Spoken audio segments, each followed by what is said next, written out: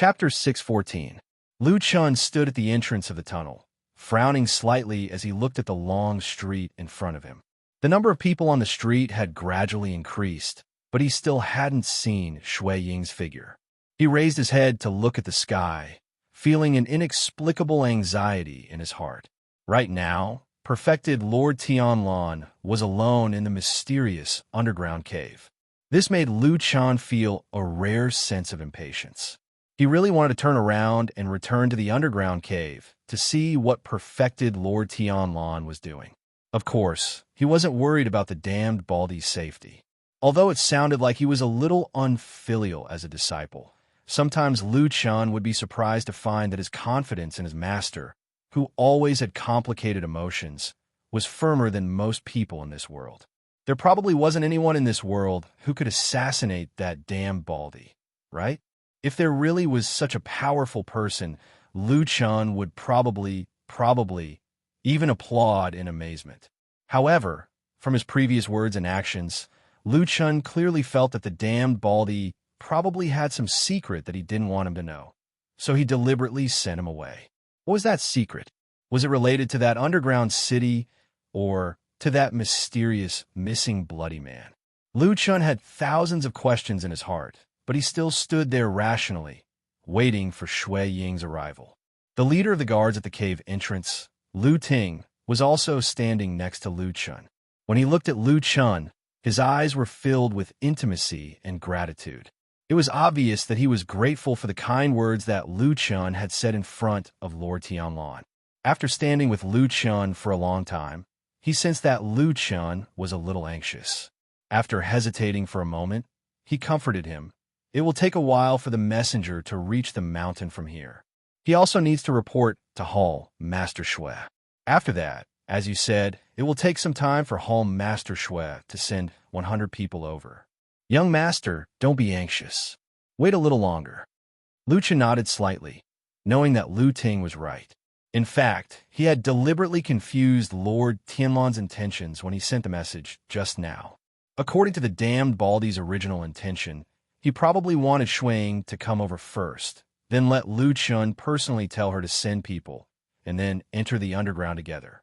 All sorts of delays and wasting time would take a long time even with Fuyunji's usual efficiency.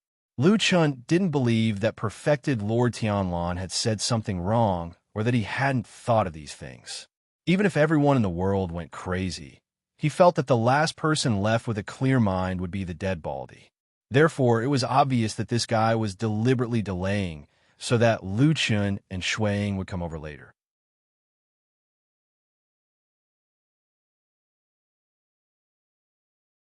This had nothing to do with trust. It was just a necessary guarantee. Along the way, Lu Chun and Shui Ying quickly saw the blood moon, as well as the blood-colored moonlight that was everywhere in the underground cave.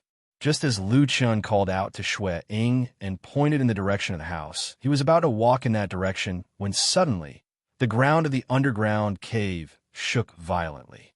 This vibration was extremely strong, to the point where even these elites with cultivation were almost thrown off their feet when they were unprepared. The surrounding stone walls and stone domes buzzed, and many shattered stones fell down. In an instant, everyone's expression changed. This scene looked too similar to an earthquake. There was a limit to one's strength. No matter how strong one's cultivation was, if they really encountered a natural disaster, they would be helpless. At that moment, countless people had the thought that the heavens wanted Fuyunji to die. Fortunately, it seemed that the heavens still wanted to give the damned Baldy some face. The shaking only lasted for a while before it calmed down. The falling stones also gradually stopped. While everyone was still in shock, before anyone could say anything, a dazzling beam of light suddenly burst forth from the center of the empty underground city in front of them. It was as if the sun had exploded, forcing back the blood moon's radiance that filled the sky. In the golden light, a figure slowly rose. 100,000 zhang of light enveloped his body, shining brilliantly, as if a real god had descended to the world. It made people worship him. Around Lu Chun, there were people who became excited. However, when he looked at the light in shock, Looking at the damned Baldy in the light who was displaying his power like a miracle, he suddenly faintly saw that at the end of the light, behind the glory, a dark shadow flickered in the light. Like a person quietly waving his hand, but also like a desperate struggle. Then it dissipated in the brilliant light, turning into nothingness and ashes. Lu Chun stared blankly at the scene in the distance. He was at a loss, but he suddenly felt a pain in his heart. He did not know where it came from. Chapter 6:15. Even though there had been a violent tremor on that day, and nearly 100 people had witnessed the godlike appearance of Supreme Lord Tianlan in the underground city, this news did not spread throughout Zhengxiaming in the end. This was not an easy task for Zhengxiaming, which was already like a sieve, because both Supreme Lord Tianlan and Shui Ying had given the order to keep it a secret after the incident. This also proved that the 100 people that Shui Ying had brought with her this time were reliable enough, and no one had leaked the news to the outside world. However, although outsiders did not know the specifics of what had happened, it did not mean that no one had noticed anything strange. In the true Immortal Alliance, which was the world's largest Vanity Fair of intrigue, spying on each other and infiltrating each other were common occurrences. Even the guards at the entrance of the tunnel were actually spied on by some unknown people both openly and secretly. Needless to say, Shui Ying had suddenly gathered her elite subordinates, and there were quite a few of them. This was a huge commotion, and it immediately alarmed many people and forces, causing them to pay attention to this place. After all, Fuyunji was currently the most powerful hall in the limelight. It was the place that all the major forces valued the most. What was Fuyunji doing? What were they doing underground? Within a day, this question had become the question in the hearts of many forces and leaders in Zhengxiaming. Probing and investigations regarding this matter had also begun without batting an eyelid.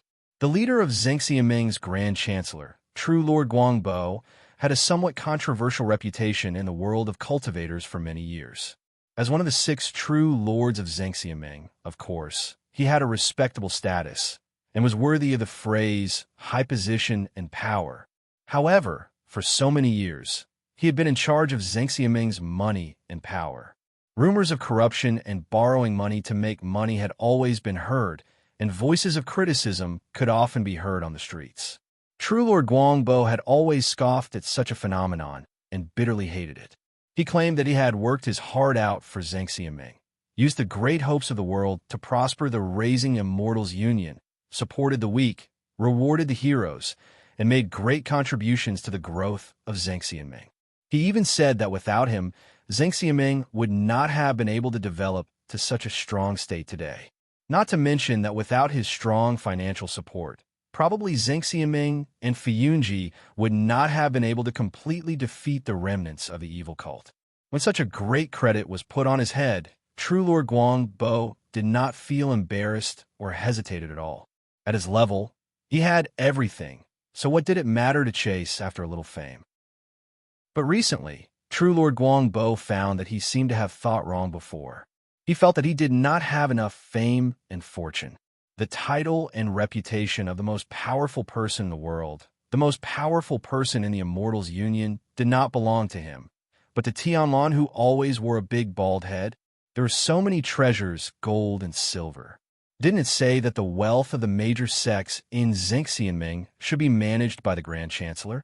Why did all the major sects, especially Fuyunji, dare to seize so much? They despised the golden rule set by Zhengxiaming that year. They were all ambitious and treacherous officials. If I don't come out to uphold justice, won't it be like a long night without light? Why does the world look a bit chaotic? Perfected Lord Guangbo suppressed the surging and scorching thoughts in his mind, took a sip of tea, and said to Perfected Lord Guyu. The two of them were drinking tea in a secluded garden behind the Starry Hall. There was no one in the garden, and True Lord Guangbo had deliberately hidden his tracks and came here quietly. True Lord Guyu looked at him and poured another cup of immortal tea for him, then smiled and said, "Why, Brother Guangbo cares about the world so much. Did you see any injustice again?" "There are many injustices in the world," Immortal Guangbo said to him bluntly. "Let's talk about the last time we met with Old Man Tai Hu. I should have been the leader. After all, I was the one who organized everyone to do this big thing, but the two of you pushed me aside. It's really sad. True Lord Guyu nodded with a smile and said, "Speaking of this, I still admire Brother Guangbo very much. It's great that you can look at the big picture." True Lord Guangbo sneered and said, "What big picture? Don't say such things in front of us. The reason why I temporarily endured it that day was because of the look you gave me at the end. Today, I'm here to hear what you have to say about me. If it's really the same old nonsense, don't blame me for turning against you." True Lord Guyu nodded and seemed to have no intention of beating around the bush. He said directly, "Okay, Brother Guangbo is a straightforward person. Then I'll be straightforward." He pointed to a direction far away from Mount Tianlong and said, "Let's cut to the chase and speak the truth. Based on the current strength of the Fuyun office in Tianlong, do you mean Taihu, as well as the Golden Dragon and Drifting Cloud clans have the capability to contend against them?" True Lord Guangbo frowned and stared at True Lord Guyu for a moment, then said lightly, "Not a single one. That's it." True Lord Guyu said to True Lord Guangbo, "Now that Fuyunji is powerful and in the limelight, this is the reason why we have to secretly form an alliance to fight against them. If that's the case, when there's a battle in the future, the one who is at the forefront will probably suffer the most, right?" True Lord Guangbo was stunned for a moment. Suddenly, his eyes brightened and said, "You mean to let the old man Tai who go to the front to block them?" But then he shook his head and said, "The old man Tai who is a cunning old man, he won't be fooled so easily." True Lord Guyu said lightly, "Since he's the leader and wants to get the biggest share of the benefits, I'm afraid it won't be justifiable if he doesn't put in the most effort. If that's the case, we can just say that we're all breaking up. I don't believe that Taihu will really give up those things that he has already marked as his territory.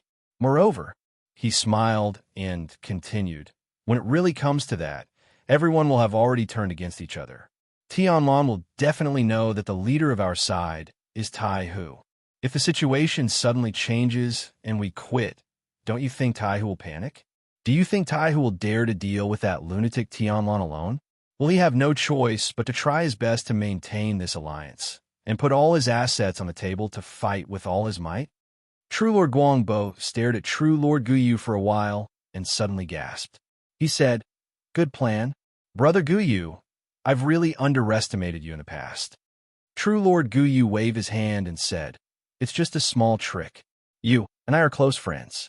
All these years, the Grand Chancellor has taken good care of the Star Hall. That's why I'm telling you these things. I hope you won't blame me." Brother Guangbo, True Lord Guangbo laughed and said, "Not at all. We'll do as Brother Guyu says." After that, he pondered for a moment as if he suddenly thought of something. He then said, "Oh yes, speaking of this, I wonder if you also felt the movement at the foot of Sky Dragon Mountain? It should be caused by Tianlong, right?" Chapter 616. Guyu was stunned for a moment, then said, "I did notice it, but I couldn't immediately determine that it had something to do with Fuyunji. I just felt that it was different from an ordinary earthquake." As he spoke, he glanced at perfected Lord Guangbo with a complicated look in his eyes. "Brother Guangbo, how can you be so sure that it has something to do with Tianlong?" Perfected Lord Guangbo said proudly, "What's so difficult about that? It's just a trick I set up earlier. Not only did the earthquake have something to do with Tianlong, but I can also determine that it happened at the underground entrance in the White Tiger district of the Immortal City. Someone saw it with their own eyes." Guyu's eyes flickered, but his expression didn't change. He nodded and said, "Brother Guangbo, you're really good. I admire you. But since you can determine the location and range, I wonder if Brother Guangbo can tell me what exactly happened?" Perfected Lord Guangbo laughed dryly, then shrugged and said, "I'm not sure about that. Old man Tianlong sent a group of his most trusted men to watch the underground entrance. Other than his trusted men from Fuyunji, no one else can enter the underground. So until now, we still don't know what he's doing there." Guyu replied with an "oh," and looked thoughtful. Perfected Lord Guangbo looked at him and suddenly smiled. There seemed to be a deeper meaning in his eyes. He said, "Brother Guyu, if I remember correctly, That place has been forcefully occupied by Fuyunji, and people from other halls are not allowed to enter. But before that, Tianlan seemed to have invited you down and asked you to lead many people from Starry Hall to work in the underground city for a while. Am I right? Guyu frowned and nodded after a while. That's true. Brother Guangbo, what do you want to know? Perfected Lord Guangbo said, other than Fuyunji's people, Brother Guangbo is the one who knows the most about the situation in the underground cave. Brother, please tell me what secrets are there. And why did Tianlan ask you to go there? What did he ask you to do? He smiled, but there was no joy in his smile. Instead, there was a sense of scrutiny. He said, in addition, do you know what Tianlan did underground? Guyu Perfected Lord pondered for a moment, then said frankly, there is nothing that cannot be said. Since Brother Guangbo has asked, I will tell you the truth. The underground cavern is extremely deep and vast, and there's a city hidden there. Although the houses and pavilions are similar to the buildings in the human world, they're much larger in size. It doesn't look like a place where ordinary people live. At this point, Guyu True Monarch's voice gradually became softer, showing signs of hesitation on her face. Perfected Lord Guangbo asked hurriedly, what exactly is it? Did you guys find out? Supreme Guyu shook her head and said, we can't find out, but when I was chatting with Tianlan in the underground city that day, I heard him say that he guessed that it might be the underground city of the demon clan in the past. Devil race. Perfected Lord Guangbo suddenly gasped. Obviously, with his status, he knew some secrets of the past. But soon, his expression returned to normal. Obviously, he thought that this matter shouldn't be a big deal. Otherwise, Tianlan and Guyu wouldn't be so calm. It was probably a well-preserved relic or ruin. Perfected Lord Guangbo thought so, but he didn't take this matter to heart. Perhaps he didn't expect that there were actually some lunatics in this world that he didn't expect. Lunatics or geniuses. Sometimes it was just a fine line. Perfected Lord Guangbo threw the irrelevant matters of the demon clan to the back of his mind and asked Guyu True Monarch what he was more concerned about. Why did Tianlan ask you to go underground? Guyu True Monarch said, you know, there's an ancient relic under the Immortal City that was sealed by our Zhengxiameng Patriarch. After the earthquake a few days ago, the seal was slightly damaged, and it was in the underground cave, so Tianlan asked me to repair it. He smiled and said, you know, our Starry Hall used to do this kind of thing. Perfected Lord Guangbo nodded slowly, agreeing with this statement. After frowning and thinking for a while, he asked again, if that's the case, in Brother Guyu's opinion, what happened underground not long ago? Could it be that Tianlan did something down there? Guyu True Monarch was silent for a moment, then said, I really don't know. You know, there was some discord between me and Tianlan a few days ago. Starry Hall and Floating Cloud also had a dispute, and the Starry Hall disciples who were originally stationed there were also withdrawn. I haven't been there for a long time. Perfected Lord Guangbo replied with a hum and rolled his eyes. Suddenly, he said, Brother Guyu, I have a presumptuous request. Please don't take offense. Guyu True Monarch's heart skipped a beat, and he said, please say it. Perfected Lord Guangbo said, I still need to trouble you to make a trip down there, in the name of repairing or re-examining the seal to see what happened underground.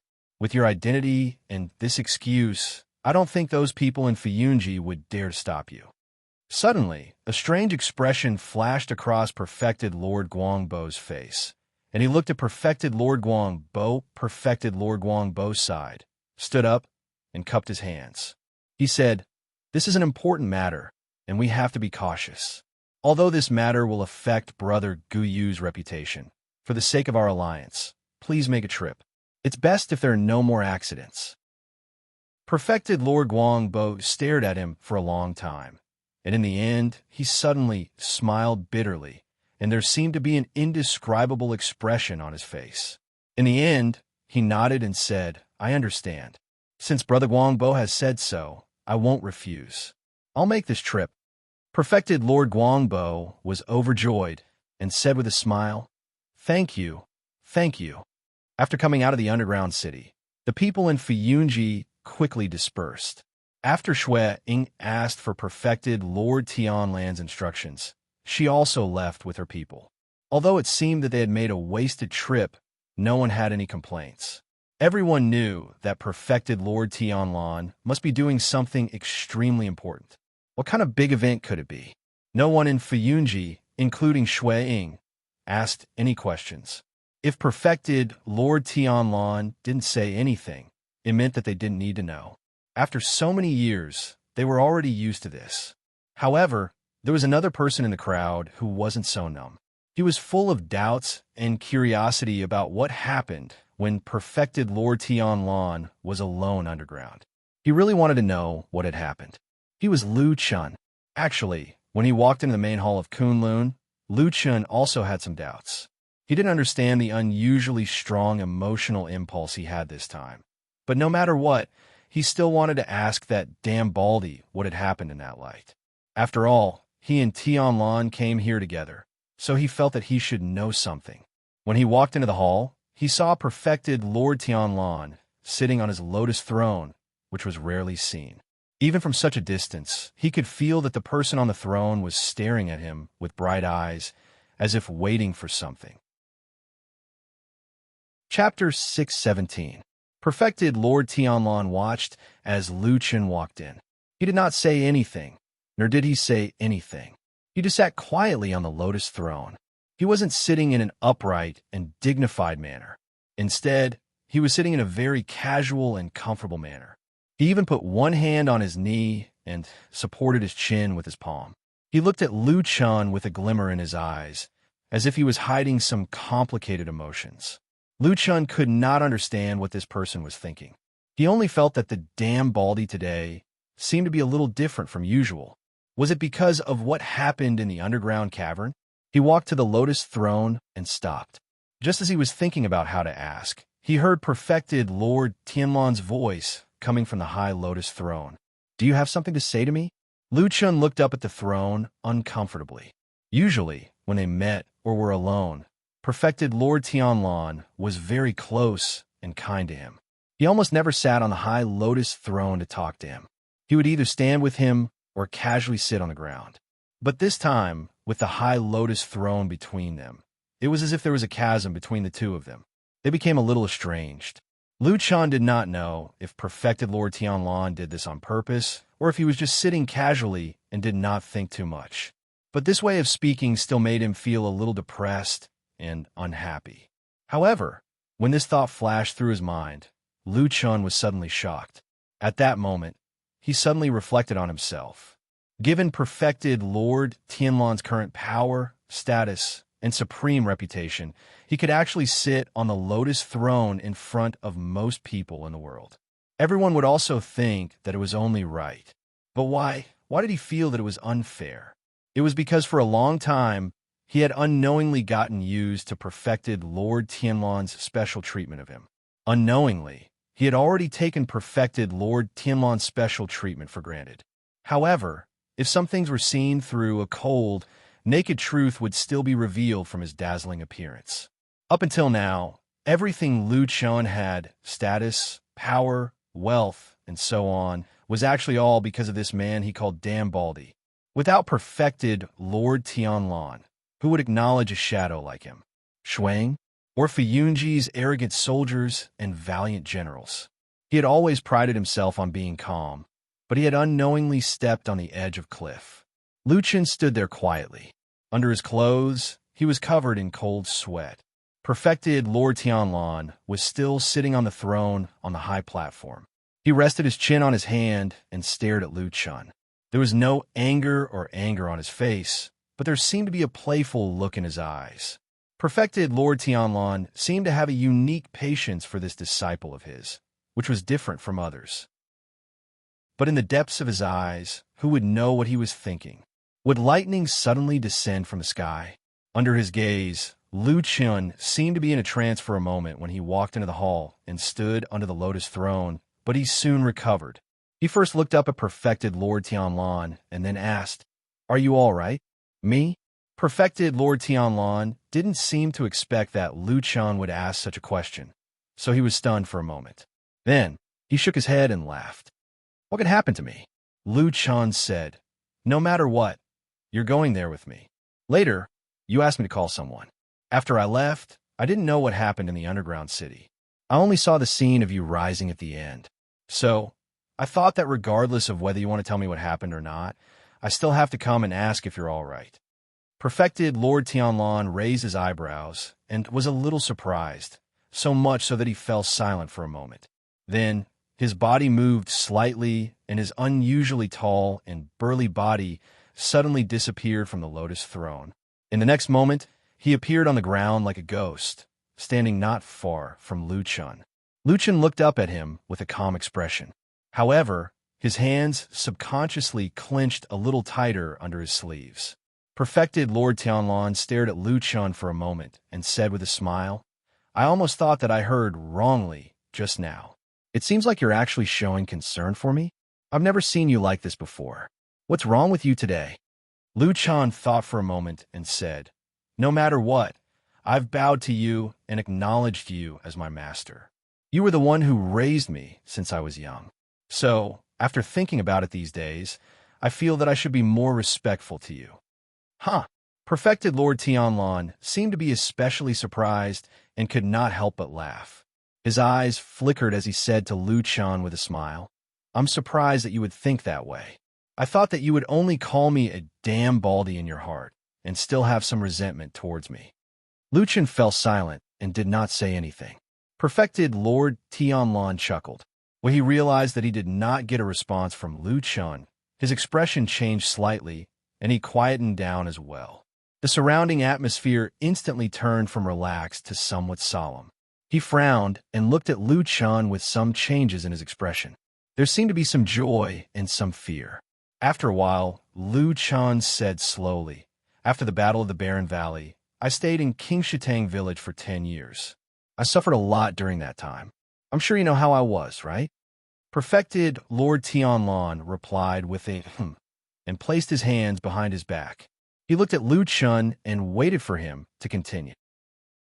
Lu Chun did not make him wait for too long and said with an extremely calm expression, "Those years were torturous for me, and I was hovering between life and death every day. Since I didn't see you coming over, I naturally had some resentment towards you. It's just that after so many years, I gradually understood why you had no choice back then." At this point, he suddenly frowned and stopped talking as a look of displeasure flashed across his face. Perfected Lord Tianlan was listening attentively. He could not help but feel a little surprised when he suddenly stopped and even had a change in expression. "What else? Why did you stop?" However, Lu Chun seemed to be a little annoyed all of a sudden and turned hostile. "No," he rolled his eyes and said angrily while waving his hand, "Say my asterisk S. I'm not going to say any more. This is the kind of person I am. You can do whatever you want. In any case, you can do whatever you want. Are you all right? If not, I'm leaving." After being contradicted by Lu Chun, Perfected Lord Tianlan did not know why, but when he looked at Lu Chun's expression, his gaze softened a little as if he recalled the feeling of holding the small hand of the child whom he had just taken away from him many years ago. He smiled as if the entire world had become gentle at this moment. He nodded and was not at all offended by Lu Chun's somewhat angry expression. He said with a smile, I'm fine. He walked over and patted Lu Chun's shoulder.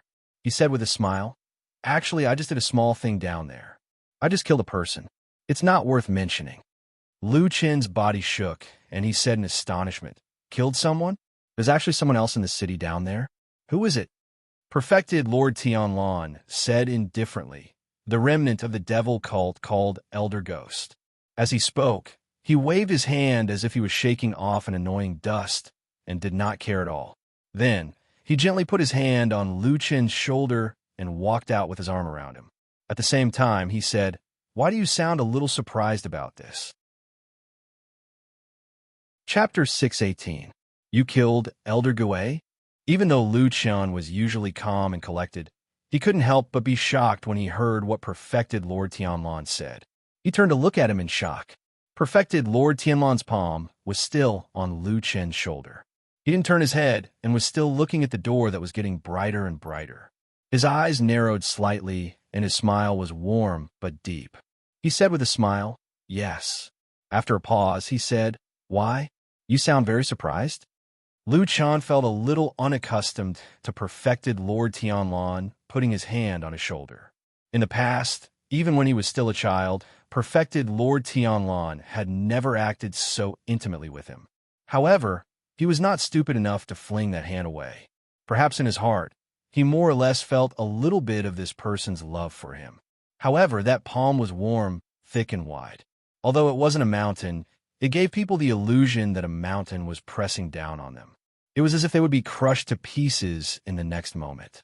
Lu Chan thought that this was probably because when one's cultivation was too high and his strength was too strong, he would inadvertently give people a strong pressure. Or maybe it was because his habit of being a shadow was too strong. Anyone who got a little closer to him would make him feel threatened. Lu Chan shook his head slightly, shook off the boundless sense of danger in his mind, sighed and said, "We've been chasing that guy for so many years, but we've never caught him. Even though we've basically defeated the remnants of the evil faction in the Immortal City a while ago, he still escaped and became a fish that slipped through the net." He turned to look at perfected Lord Tianlan and said, "I didn't expect you to actually be able to find and kill him." This time, perfected Lord Tianlan turned his head and smiled at Lu Chen's expression. There was a glimmer in the depths of his eyes. Then, he nodded and smiled without saying a word. Lu Chen seemed to have thought of something. After pondering for a moment, he suddenly asked, "But did you find him in the underground city? We've searched there many times in the past, but we've never found any trace of him. How did you find him this time?" His expression suddenly changed slightly, and he asked in a low voice, "Is it related to the matter with White Lotus?" As they spoke, they had already walked to the entrance of Kunlun's main hall. The sunlight shone down and shone on perfected Lord Tianlan's face. The warmth seemed to be able to seep into the depths of one's heart. Even the coldest ice would warm up a little. Perfected Lord Tianlan's footsteps paused for a moment before he withdrew his hand from Lu Chen's shoulder. "Yes," he responded to Lu Chen and then walked out. Atsu was lying on the ground in front of the door of the room that originally belonged to Su Qingjun and now inexplicably belonged to White Lotus. It was snoring loudly. The cold wind in the middle of the night seemed to be unable to blow through the layer of glossy fur on its body and did not affect its sweet dreams at all. Now that the sun had risen and the sunlight had brought warmth, this black dog slept even more soundly. Until one moment, in the room behind it, in the silence that had been maintained for a whole night, a slight sound was suddenly heard. In its sleep, Atsu did not move and did not even open its eyes. However, one of its ears suddenly stood up and trembled slightly. After a while, the sound of intermittent footsteps came from inside the house. However, the person inside the house seemed to be struggling, as if he had suffered a serious injury. Even walking had become difficult. However, from the sound of the footsteps, it seemed that the person in the room was moving slowly towards the door. Atu's eyes snapped wide open. There was no tiredness and laziness in its eyes. Instead, there was a sharp and murderous look in its eyes. As if it felt something, this black dog slowly got up, turned around, and stared at the door as if it was facing a formidable enemy. But soon, Atsu suddenly sniffed again, as if its extremely sensitive sense of smell played a role at this moment, and it smelled something again. This smell was undoubtedly familiar to Atsu. It suddenly became puzzled, and the murderous look on its body faded a lot. There was a hint of doubt in its eyes. The footsteps in the room were still ringing. One step, one stop, one step, one stop, one step, one stop. It seemed to be walking with great difficulty. But even in this strange rhythm, it could still roughly feel that the person in the room seemed to be recovering from a serious illness and was slowly recovering. The pauses between the footsteps became shorter and shorter. Not long after, the person in the room walked behind the door. Now, there was only a thin door between Atsu and the person in the room. Atsu stared at the door. It did not roar, nor did it bark, nor did it have the intention to turn around and leave. For some reason, the situation looked a bit like a confrontation between Atsu and the unknown person. The room became quiet. Perhaps the person in the room felt something, but the door was still closed. The person in the room did not open the door, nor did he have the intention to come out. After a while, the footsteps sounded again, but it gradually left the door and slowly walked to the other side of the room. Then it gradually faded until the sound completely disappeared and everything became quiet again.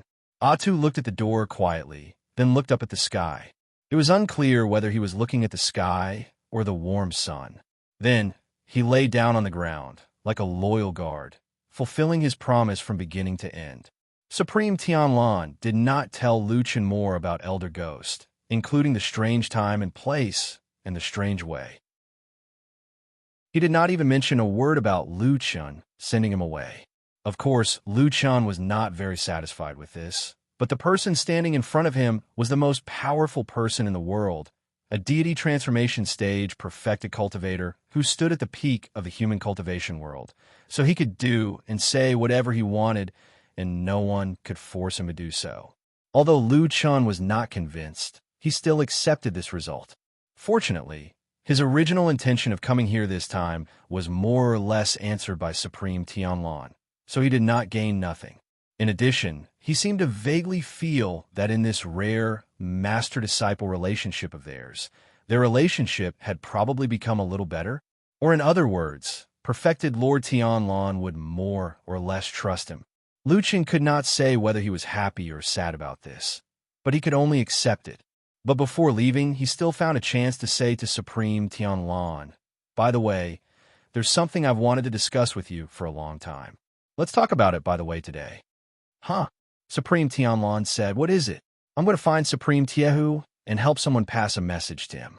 Lu Chen smiled bitterly and said, "I know your relationship is not very good, and the atmosphere in the Immortal Allies is a little subtle recently, so I haven't gone there.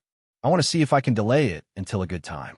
But now I feel that it has been delayed for too long, so I want to inform you. Do you think it's convenient?" Perfected Lord Tianlan glanced at him with a calm expression. "Who are you passing a message for?" There are not many people in this world who are qualified to pass a message to a perfected cultivator of the deity realm. "Oh, actually it's not a human, but a wolf," Lu Chen said honestly. Chapter 619. Yes, the heavenly wolf on the Great Snow Mountain was very likely to be the father of the stupid dog of Atsu. The ancient divine beast with a body as huge as a hill had once entrusted Lu Chen to pass a message to a guy named Tiehu after he returned to the central region. Of course, there are not many people named Tiehu in the world. As long as one was not a fool or a moron, he or she would probably know the word taboo. For example, after Baldi became famous all over the world, there would not be many children named Tianlan. On the contrary, if someone had the word Tianlan in their name, in order to avoid trouble, they would often change their name. It might not be a big deal to have the same name as a powerful and unattainable perfected deity of Huashan realm. Therefore, Lu Chen did not need to investigate too carefully to be sure that the person the heavenly wolf wanted to pass the message to must be Immortal Tiehu, one of the 6 perfected deity of Zhengxiaming.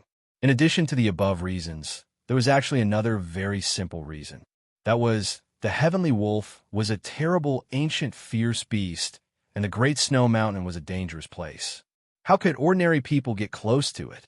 After thinking about it, the only possible candidate left was Immortal Tiehu.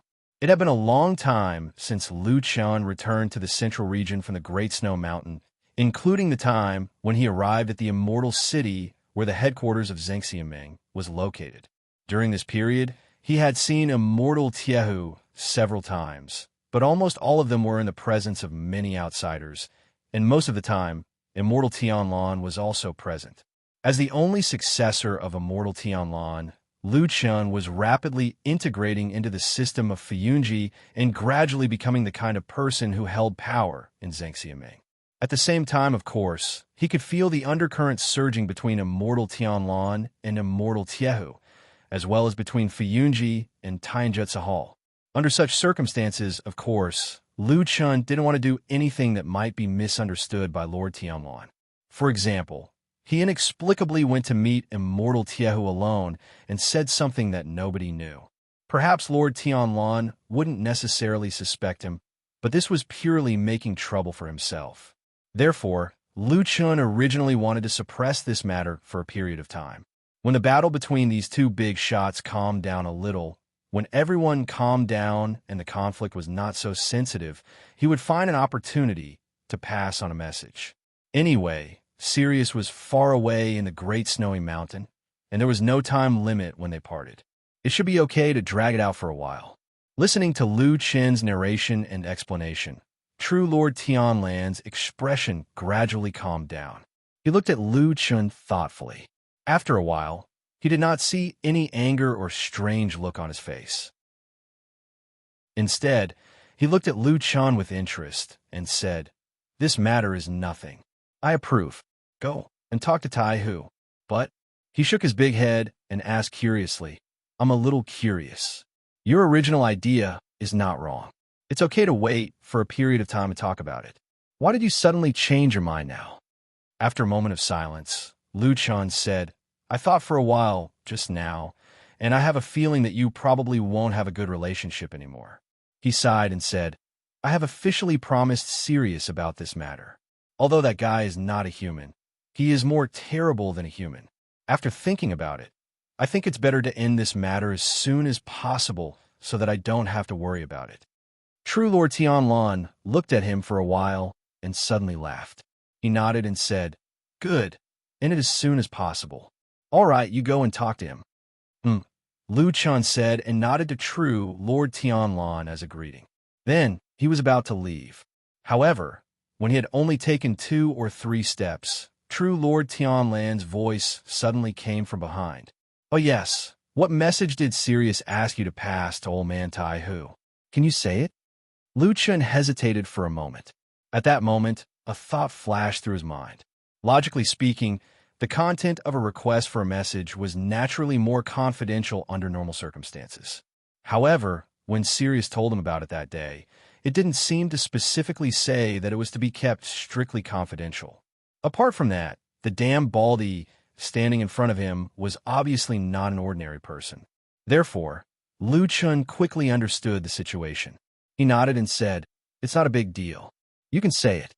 He paused for a moment and said, "Sirius asked me to tell Tai Hu that it's time to return the leaf that I borrowed from him." True Lord Tianlan raised his eyebrows, as if he was a little surprised, as if he did not understand what he said. He said with a hint of astonishment, "Leaf?"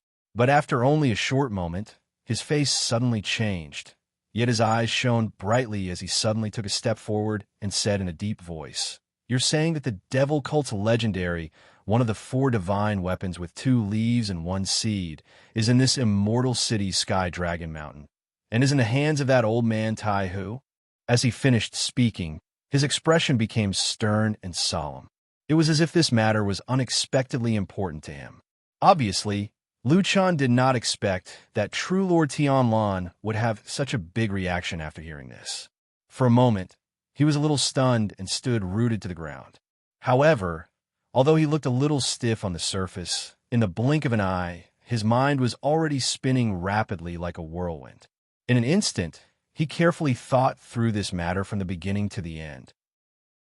In fact, when he first heard what Sirius told him, Lu Chun had guessed in his heart that the leaf that Sirius mentioned was very likely to be one of the 4 pieces of the divine tree passed down by the devil sect. This was because both Sirius and Tai Hu's status were too high. Other than the legendary leaf of the divine tree, he could not think of any other leaf in this world that was worthy for them to specially discuss about debt collection.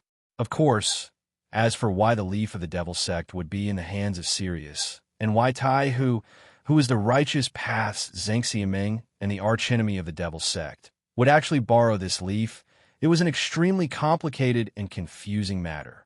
There might be a big secret in it. But now, to Lu Chun, all this was temporarily not important. What he had to face was True Lord Tianlan's questioning. Therefore, after a moment of hesitation, Lu Chun decided to tell the truth. He said, "To be honest, I don't know. When Sirius told me, he did not explicitly say that it was the leaf of the divine tree of the devil sect. But I guess it is very possible." He took a glance at perfected Lord Tianlan, and his heart skipped a beat.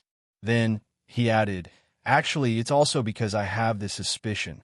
Therefore, before I went to look for perfected Lord Tiehu, I thought about it and decided to tell you first to see what you think." True Lord Tianlan stared at Lu Chun. After a while, he slowly nodded with a trace of gratification on his face. Then, he looked deeply into the distance. Lu Chun looked over and found that it was in the direction of the Heavenly Law Hall. After a while, he heard True Lord Tianlan said indifferently, "You'd better go over and say the same thing to the old man Taihu. Also, just say that this matter was kept a secret from Sirius, and you did not tell me.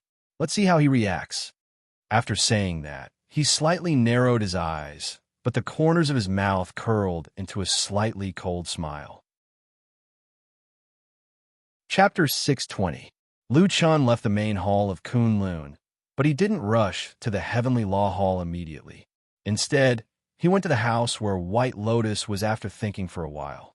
From afar, Lu Chun saw the black dog lying at the door. It seemed that it was still doing its duty after a night of waiting. Lu Chun smiled and walked over to pat its head. Of course, Atsu had already woken up.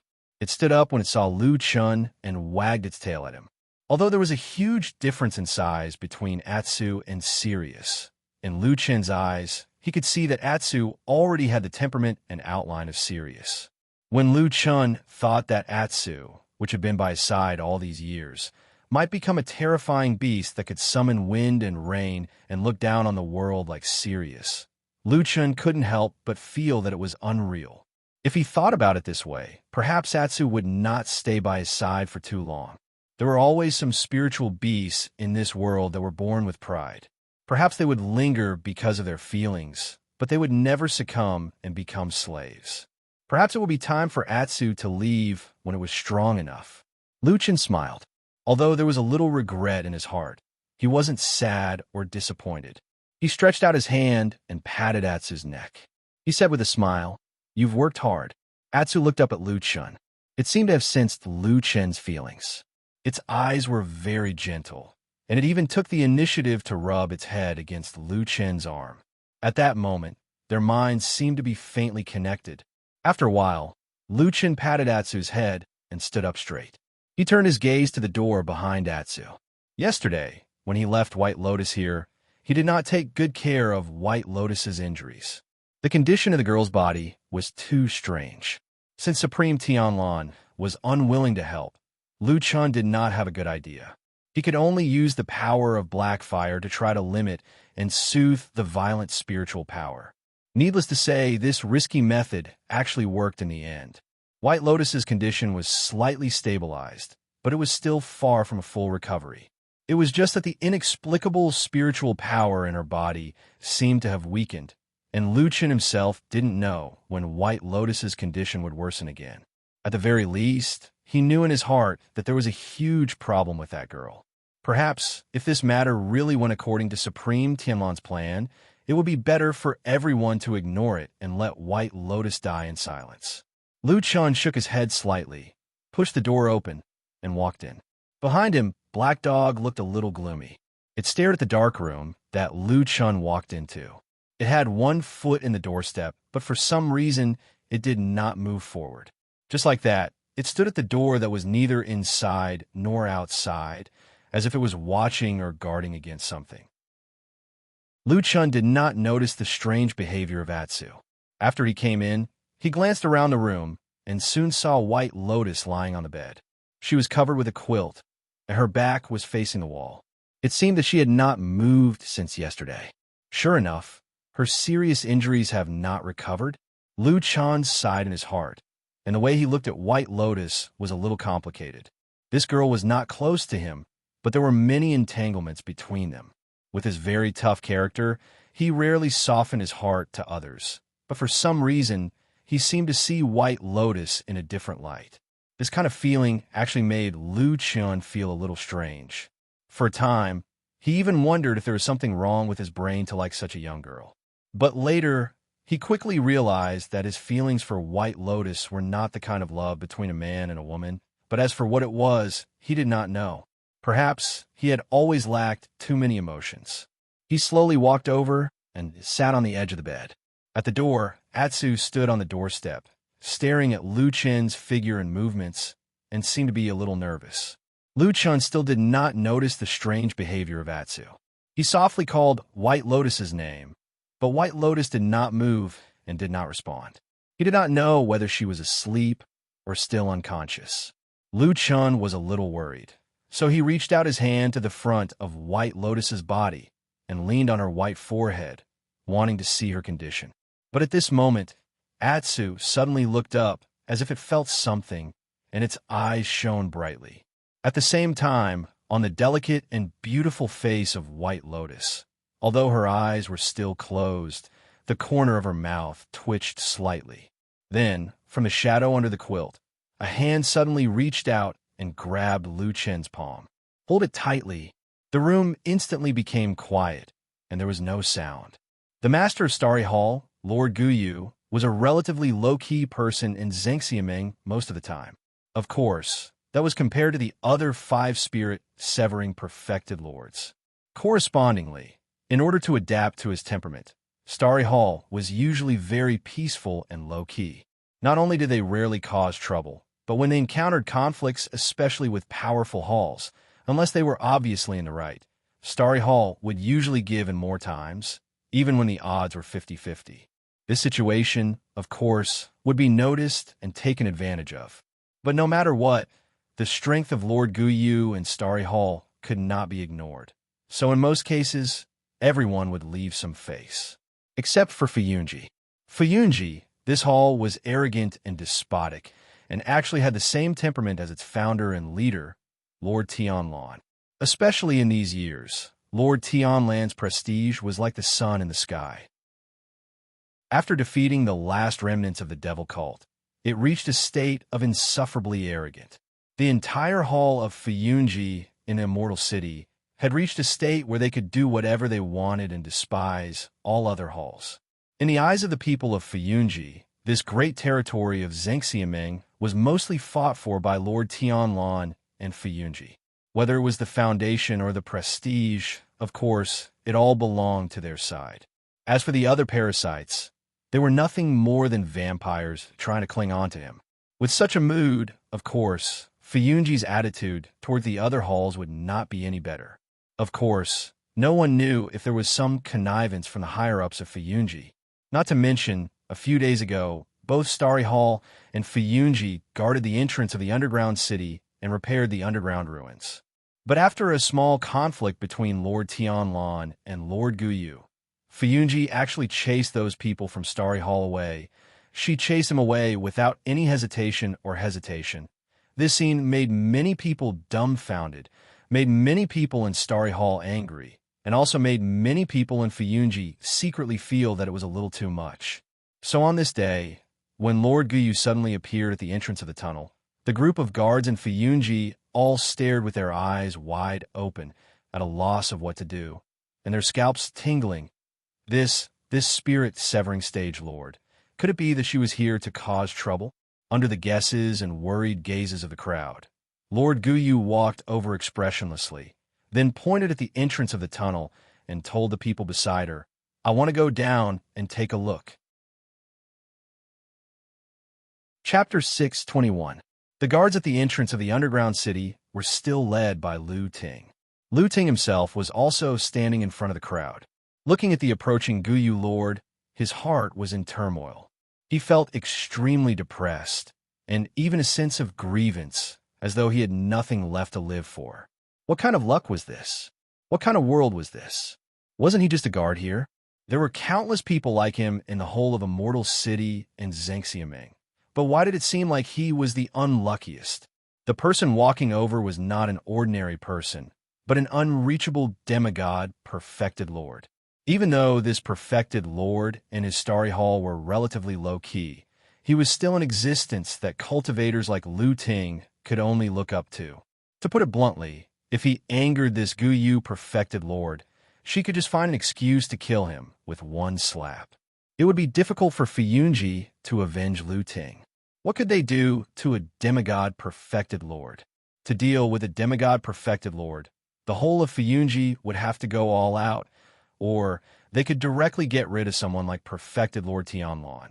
Only then would they be able to seek justice for a small fry like Lu Ting. But was it worth it to do so?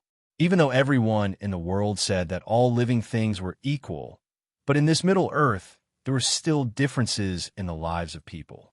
Of course, those who could reach the level of a soul formation perfected lord were all peerless talents. Not only did they have extremely high cultivation levels, but they also had their own poise when interacting with others. Normally, they wouldn't hold a grudge against insignificant figures. But what if? Lu Ting didn't want to become that if at all. He hoped that there wouldn't be any accidents at all. He loved being alive, and there were still many things he wanted to enjoy. He just had a chance to get acquainted with young Master Lu Chen, who had a bright future ahead of him. He didn't want to die at all. Lu Ting sighed in his heart. If only I could just ignore everything and run away. Lu Ting sighed. But Fiyunji had always had strict rules. Since they were stationed here, they naturally had the responsibility of guarding. Lu Ting was the leader of the guards, so he was even more duty-bound. If he slipped away, the person who wanted to kill him would be Fiyunji. In comparison, Lu Ting didn't want to go against the Fiyunji that he was in at all. He wouldn't even dare to. Thus, he braced himself and tried to put on a warm and respectful smile. He bowed to the Guyu perfected lord and said, "Greetings, my lord. I am Lu Ting, a guard from Fiyunji." True monarch Guyu stopped and looked at Lu Ting, who was blocking her way. Lu Ting immediately felt a chill run down his spine. In that instant, he even had the illusion that the wind had suddenly become shrill, as if a huge palm was about to slap him into meat paste in the next moment. Fortunately, after calming himself down, the surroundings seemed to be as calm as before. Lu Ting sneaked a glance at his surroundings and discovered that Guyu Supreme's expression was calm and composed, without any signs of anger. However, the Floating Clouds Division guard behind him had all silently retreated a few steps back, causing Lu Ting to stand out in front of Guyu Supreme all of a sudden, making him stand out in front of Guyu Supreme. These bastards! Lu Ting was furious. He secretly swore that if he could survive today, he would go back and teach these unreliable subordinates a lesson. He would torture them until they were half dead to vent his anger. But now was not the time to vent his anger. There was still a terrifying demigod-perfected lord standing in front of him. Lu Ting revealed a smile that was uglier than crying. He laughed dryly and said, "My lord, this place is guarded by Fiyunji. Our sex hall leader, Shui, personally told us that unless it is true Monarch Tianlan or herself, no one is allowed to enter the underground cave." True Monarch Guyu frowned and looked at Lu Ting. As if a bucket of cold water had been poured over his head, Lu Ting felt as if his body had fallen into an ice cellar. Even his voice was slightly trembling. At this time, Lu Ting did not know if it was the strict rules of Fiyunji that were suppressing him or if he was too afraid and forgot to escape. Could it be that he was really so unlucky that he would die here today? Just as Lu Ting was letting his imagination run wild, he suddenly heard Guyu Perfected Monarch say, with an indifferent expression, "I've gone down several times with your Perfected Monarch Tianlan, including a while ago when our two halls were stationed here together. Why, now you won't even let me go." Lu Ting was first shocked, then happy. He was shocked that this true monarch seemed to be determined to go down to the underground cave. Then he was overjoyed that true monarch Guyu seemed to be in a good mood and was actually willing to be reasonable. It was good that she was willing to be reasonable. Lu Ting's spirit was lifted and his expression became even more respectful. He bowed towards true monarch Guyu and tried his best to show his obedience and respect. Then he said softly, "Reporting to my lord, this is indeed not because I have the guts to make things difficult for you, but because it is the rules set by the higher-ups. You see, with your status, it shouldn't be difficult for you to know the rules of our Fiyunji. Although I absolutely do not dare to stop you. But if you just walk in like this, then I will probably be thrown into Fiyunji's prison and have my tendons pulled out and my skin skinned." True monarch Guyu frowned and did not speak, but was obviously hesitant. It seemed that this true monarch was indeed a kind person. Even though their statuses were like heaven and earth, he was still unwilling to make things difficult for a small fry. Lu Ting was extremely grateful for this, and had a very good impression of true monarch Guyu. He almost knelt down and cowed out. After a while, true monarch Guyu nodded and said, I understand your concerns and the fact that you have no choice but to do this, but I do have an important matter to attend to. How about this? Send someone to the Kunlun Temple to pass a message and tell Tianlan that I am here. As for whether to let me in or not, just ask him to give me a clear answer. But don't blame me for not reminding you. I won't wait forever. I will give you at most an hour. After saying that, he walked to the side and stood with his hands behind his back, as if he really was waiting. Seeing this scene, Lu Ting was so touched that tears almost flowed down his cheeks. He hurriedly thanked him, then turned around and rushed back to the crowd. He did not even have the time to get angry at his subordinates who did not have the spirit of loyalty. First, he snatched the best chair and carefully placed it beside true monarch Guyu. Then, he came back to inform the crowd, turned around, and ran towards the Kunlun Temple on Mount Tianlan. True monarch Tianlan only found out about what happened at the foot of the mountain after a little longer than the time it took to drink a cup of tea. His face was very calm, but his eyes flickered a few times, as if he was thinking about something. This was the first time Lu Ting, who was kneeling in the middle of the hall, stepped into this place that was the highest place for people in the Fuyunji system. He did not dare to look around. After a while, he suddenly heard an angry rebuke from above. How dare you, Guyu? Are you trying to provoke me?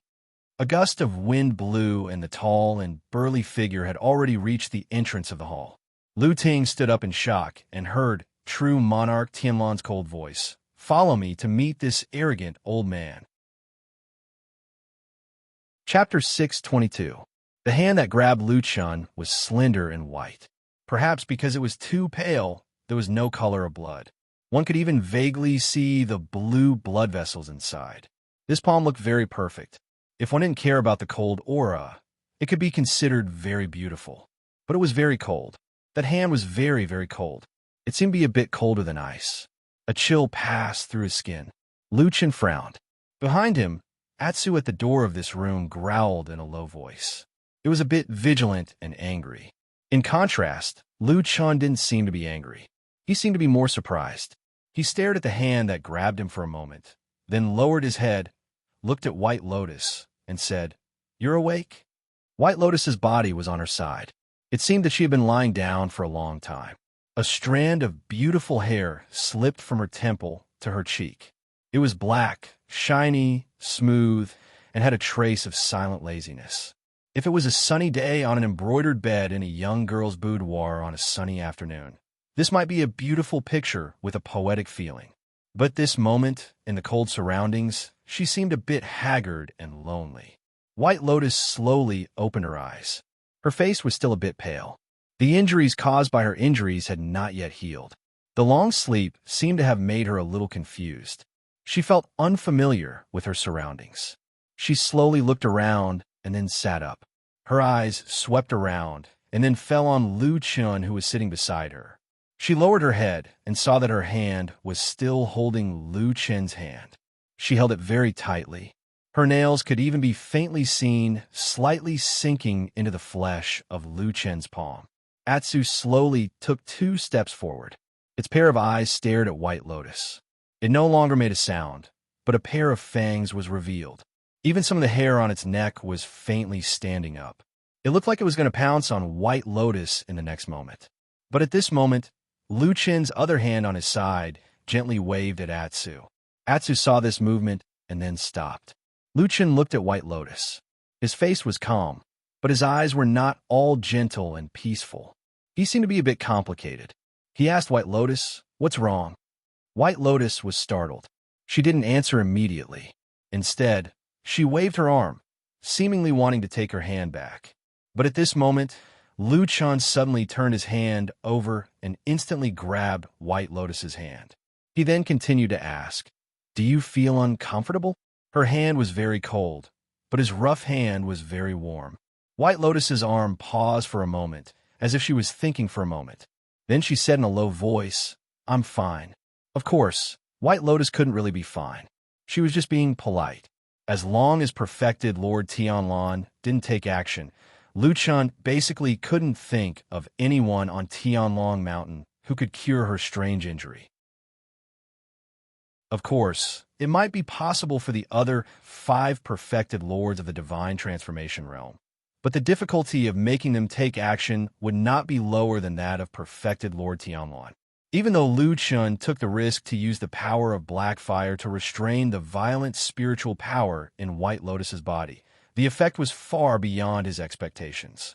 Perhaps this was also the power of black fire. But since White Lotus was awake, he had something to ask her. How did you get the injury on your body? He looked at White Lotus and did not beat around the bush. Instead, he went straight to the point. In particular, there's an incomparably violent and powerful spiritual energy in your body. I've never seen it before. Where did it come from? White Lotus's body trembled, and her face became paler. She moved her arm hard again, as if she wanted to pull her hand back like a child to protect herself. But Lu Chen's palm didn't move at all, and he still held her firmly. I've asked Tianlong to see your injury. There's no need for you to pretend. He looked at White Lotus, whose face changed dramatically in an instant, with a hint of sarcasm on his face. He said, "Why? Did you think you could hide it from him?" White Lotus wanted to say something, but stopped on second thought. Finally, she let out a long sigh. Lu Chun frowned. In terms of age, White Lotus was only a young girl. Her sighs sounded as if she had already experienced the vicissitudes of life. She sounded like an old woman without any vitality to speak of. What happened to your injury? He asked again. White Lotus looked at Lu Chen's serious face, hesitated for a moment, and said, I wanted to follow you and Oxen that day, so I followed you into the underground cave. Lu Chen nodded and thought it was true. Then he heard White Lotus said, later, in the underground, you and Oxen suddenly retreated for no reason. I didn't leave immediately, but walked around the underground and looked around. As a result, I was suddenly controlled by a weirdo. Lu Chan raised his eyebrows and said, a weirdo? White Lotus nodded and said after thinking for a moment, it was a man wearing a mask. If I'm not wrong, he seemed to be very similar to the legendary Ghost Elder of the Devil Cult. Lu Chen fell silent and didn't know what to say for a moment. After a while, he gently let go of White Lotus's hand and asked, what happened later? White Lotus withdrew her palm and gently rubbed it with her hand. She said, after he controlled me, he put a restriction on me. Then I fainted and didn't know anything. When I woke up, I was here. Lu Chan frowned slightly and looked at White Lotus's eyes. He frowned and said, you don't remember what happened later? I don't remember. White Lotus answered straightforwardly and firmly. What happened later? Did you bring me back? Lu Chun sighed and said with a wry smile, more or less. Later, Tianlong and I went underground together, and then we found something wrong with a house in the underground city. When we went over to have a look, we found you. White Lotus wanted to ask a few more questions, but at this moment, a voice suddenly came from outside the house. It was a voice both of them were familiar with. Old Ma arrived and said loudly, Lu Chun, come quickly. Immortal Milord asked you to go to the entrance of the underground cave at the foot of the mountain immediately. He said that Immortal Guyu has gone there, and there seems to be some trouble. Immortal Guyu of Star Hall? Lu Chen immediately stood up, although that immortal usually kept a low profile. As long as it involved a perfected master Huashan realm, it would not be a small matter. Moreover, they were in the underground cave where there were endless troubles. You take a rest first. Don't wander around and wait for me to come back. Lu Chun turned around and said to White Lotus, then strode out. Atsu stared at White Lotus and followed him out of the door. As expected, he saw Old Ma waiting outside the door. Lu Chen greeted him and walked down the mountain quickly. At the same time, he asked casually, why don't you go in and talk? Old Ma shrugged and shook his body, which seemed to have gained weight recently. He said, I don't like the atmosphere in the room. It's a little cold. Lu Chen's footsteps paused slightly, but the expression on his face didn't change much. He still walked quickly. Chapter 623. Zhengxiaming was a huge organization that commanded the world. Its prestige was so high that there was not even a second famous sect that could be compared to it. They looked down on the world and were invincible. At the same time, they announced to most of the cultivators and mortals that Zhengxianming was a united alliance, a victorious alliance, and an alliance that upheld justice. Anyone who dared to go against Zhengxianming had only one ending: death. The devil cult was the best example. So what if they had a long history? So what if they were powerful? So what if they were vicious and vicious? In the end, they were all defeated by the efforts of Zhengxianming and the world's righteous, and they were about to become yesterday's flower. At least in today's world, as long as Zhengxianming did not have any problems, this organization would be invincible in the world. Most people in the world understood this. Of course, the people in Zhengxianming also understood this. Therefore, most of the time, everyone maintained a harmonious, gentle, and united appearance. As for the disputes, quarrels, and struggles for power and profit, of course, they were all false rumors, malicious rumors created by demons and clowns like the devil cult. As the top figures in Zhengxianming, the few divine transformation stage perfected cultivators certainly had a deep friendship with each other. They got along well with each other, and there was no estrangement at all. For example, on this day, on the long street in the White Tiger district of the Immortal City, perfected cultivator Tianlan and perfected cultivator Gu were standing outside the entrance of the tunnel, full of smiles, talking cheerfully and wittily, talking about everything in the world. They were outstanding and extraordinary, like immortals, showing the bearing of two divine transformation stage perfected cultivators and the indestructible strength of Zhengxianmeng's unity. Well, except that their voices were a little louder when they were talking. When Lu Chun arrived at the street with Atsu and Old Ma, he found that both sides of the street had been surrounded by Fuyunji's people.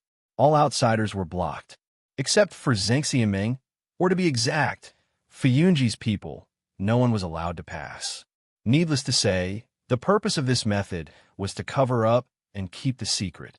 However, Lu Chun did not have the slightest confidence in the effect of this method, at least in Zhengxianming. The other major forces would definitely know what was happening here. Everyone was a sieve, and they all knew what they were doing. With Lu Chen's identity, the Fuyunji guards certainly wouldn't stop him, so the two of them smoothly entered the long street. After walking on the streets that were quieter than usual for a while, Lu Chun heard a familiar deep voice that was like rolling thunder, extremely imposing and dignified. Except for Supreme Tianlan, there was no one else. The voice rumbled in front of them like thunder. Bulsh ****. The bald Supreme Tianlan was very annoyed and cursed. Lu Chun and Old Ma's footsteps paused subconsciously, and then they looked at each other. Old Ma looked a little embarrassed. He wanted to say something, but stopped on second thought, and his expression was a little funny. However, Lu Chun was much more natural in front of him. He said calmly, "That's how boorish people are." Old Ma's face turned pale, and then he looked at Lu Chun bitterly and complained, "I know you're bold and dare to say anything, but can you not say it to me?" Lu Chun waved his hand carelessly and said, "It's okay, I believe you, and I'm not afraid of that damn baldy. But I'm afraid, brother." Old Ma's fat face fell, and he didn't know whether to laugh or cry. He said, "I'm afraid that if those words reach the ears of that lord, you'll be fine, but I'll be punished as a punching bag. What should I do then?" Lu Chun was stunned and said, "Is that possible?" Old Ma rolled his eyes and said, "What do you think?" Lu Chun thought for a while and then nodded. "You don't say. I've thought about it carefully. That damn baldy might really do such a thing. It's a tactic that he often uses to beat the mountain to scare the tiger." Old Ma glared at him, and it seemed that he had nothing to say to this person. Lu Chun laughed heartily and patted Old Ma's shoulder. For some reason, after chatting and laughing with his old friend for a while, his tense and gloomy mood had lightened up a lot. Even the street in front of him seemed a little more spacious. Lu Chun laughed and patted Old Ma's shoulder. "Old Ma," Lu Chun walked forward with him with some emotion, and at the same time said, "To be honest, it's all thanks to you accompanying me for so many years. You're almost the only old friend I have. It's really good to have someone to talk to." Old Ma snorted, raised his head a little, and then said in a low voice, "That's good. Please tell me in advance if there's a chance to save my life, so that I can run away early." Lu Chen laughed heartily before sending a kick over. Perfected Lord Tianlan and perfected Lord Guyu, the two giants who stood at the peak of Zhengxiaming, were currently having a verbal exchange at the entrance of the tunnel. Both sides were friendly and sincere, and their words were cautious and accurate. Even when they occasionally asked about each other's personal safety, they were very polite. Moreover, both of them were very restrained, adhering to the principle of a gentleman using his mouth and not his fists. Although there was an earth-shattering sound, the scene didn't collapse. At most, the ground couldn't withstand the heavy pressure and cracked, and some stones were shattered as a demonstration. When Lu Chen walked over, he found that Lu Ting and the other guards were standing far away, looking as if they wished they could turn into stone people and not see or hear anything. Even when they saw Lu Chen and the others coming, they didn't say anything. At the entrance of the tunnel, the two perfected lords were still standing there, looking at them with their eyes wide open. It seemed that they had a big fight. Lu Chen looked at them and sighed in his heart. If it was possible, he really didn't want to walk next to these two obviously angry perfected lords, but the situation didn't let him go, so he had to walk forward. However, after walking for a short distance, Lu Chen suddenly felt that something was wrong. He looked back and found that old Ma didn't follow him. Not only that, this guy even took a few steps back. Lu Chen scolded in a low voice, "You bastard, where's the spirit of brotherhood that you talked about as an old friend?" Old Ma said seriously, "Go by yourself, I'll help you collect your corpse." As he said that, he waved his hand, looking as if he wanted Lu Chen to go and not be a burden to him. Lu Chen rolled his eyes. He couldn't do anything to this cunning old friend of his. However, when he looked back, he found that the black dog had been following him all along and had no intention of backing down. This time, Lu Chen was very relieved. He sighed and said, "Humans are worse than dogs. Atsu is still more reliable." "Woof!" Atsu barked. Lu Chen smiled, but then he patted Atsu's head and pressed it to the ground. He said in a low voice, "Stay here." Atsu was silent and then lay down. Lu Chen walked over and came to perfected Lord Tianlan's side. The two big bosses' gazes fell on him, like two mountains pressing down on him. Facing two angry perfected lords of the divine transformation realm, the pressure was really not ordinary. Lu Chen took a deep breath. Then, with a respectful expression, he greeted the two of them. Perfected Lord Tianlan looked a little angry. He sneered and said, "You came at the right time. Our master of Starry Hall has a lot of opinions about Fuyunji. He even said that there's something wrong in the catacombs below and insisted on going down to take a look. Forget it. I can't be bothered to go alone with you. Lu Chen, accompany perfected Lord Guyu down for a walk. If there's anything strange, don't hide it from us and tell us when you come back." Lu Chen raised his brows and glanced at perfected Lord Tianlan. Seeing that the latter's expression was the same as usual, Lu Chen nodded after a moment of silence. "Yes, sir." After that, he made an inviting gesture to perfected Lord Guyu and said, "This way, please." Chapter 624. True Lord Guyu saw Lu Chen's actions and heard his calm and polite invitation, but he didn't move immediately. After sizing up Lu Chen, he didn't even respond to Lu Chen. Instead, he frowned slightly and raised his head to look at true Lord Tianlan. It was as if he didn't see Lu Chen as a person, or perhaps he felt that Lu Chen wasn't qualified to speak to him. Lu Chen stood there silently. His expression didn't change, and he wasn't angry at true Lord Guyu's disrespect. True Lord Guyu looked at true Lord Tianlan. Although he didn't say anything, his expression was very angry. He probably felt that they were both soul formation true lords, so he couldn't dismiss him so easily. However, behind that angry expression, a trace of surprise and doubt flashed across the depths of his eyes.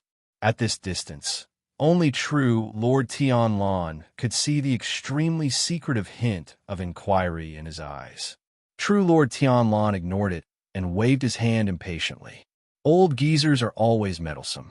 I don't have the patience to accompany you down. There are many things on this mountain. Lu Chen is my disciple. Letting him take you down is already giving you a lot of face. With that, he waved his sleeve and snorted coldly, looking very disdainful of true Lord Guyu. The atmosphere between the two of them immediately became tense, causing the surrounding guards to turn pale with fright. True Lord Guyu kept staring at true Lord Tianlan's eyes, as if he could see something from this damned Baldy's eyes. After a while, he nodded as if he knew the answer he wanted. He sneered and said to Lu Chan indifferently, "Lead the way." Lu Chan was the first to jump into the tunnel. He was no stranger to this place, as he had come here many times. Just as he was about to turn around and wait for Guyu True Monarch, he felt a blur in front of him, and the True Monarch's figure had already appeared behind him. Even with Lu Chen's current cultivation, he couldn't see True Lord Guyu's movements clearly. Lu Chen's heart trembled slightly, but his expression didn't change. He nodded to True Lord Guyu and was about to ask him to come with him. However, True Lord Guyu had already strode forward and said, "Let's go. I've been here many times and know what I'm doing." Lu Chen knew that he was speaking the truth. Back then, True Lord Tianlan True Lord Guyu had invited people from Star Hall to work in this underground cave. He had seen True Lord Guyu many times in this underground city. But now, if he didn't guess wrongly, this place should have been marked as a forbidden zone. Even the people from Fuyunji couldn't enter easily.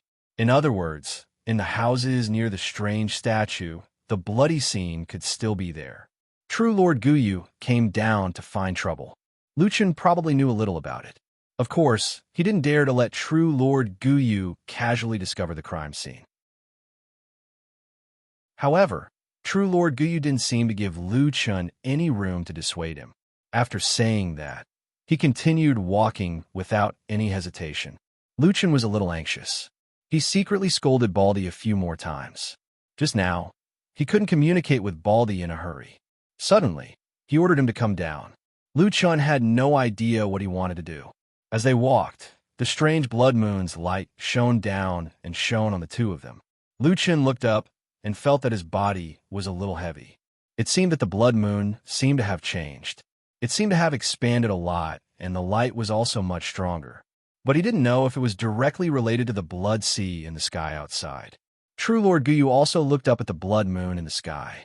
His face didn't change, but a trace of worry flashed in the depths of his eyes. Then, he walked towards the center of the underground city. Lu Chen followed behind him and was secretly anxious. The house where the accident happened was near the statue. If they walked over like this, with True Lord Guyu's skills, he would almost definitely find out that something was wrong.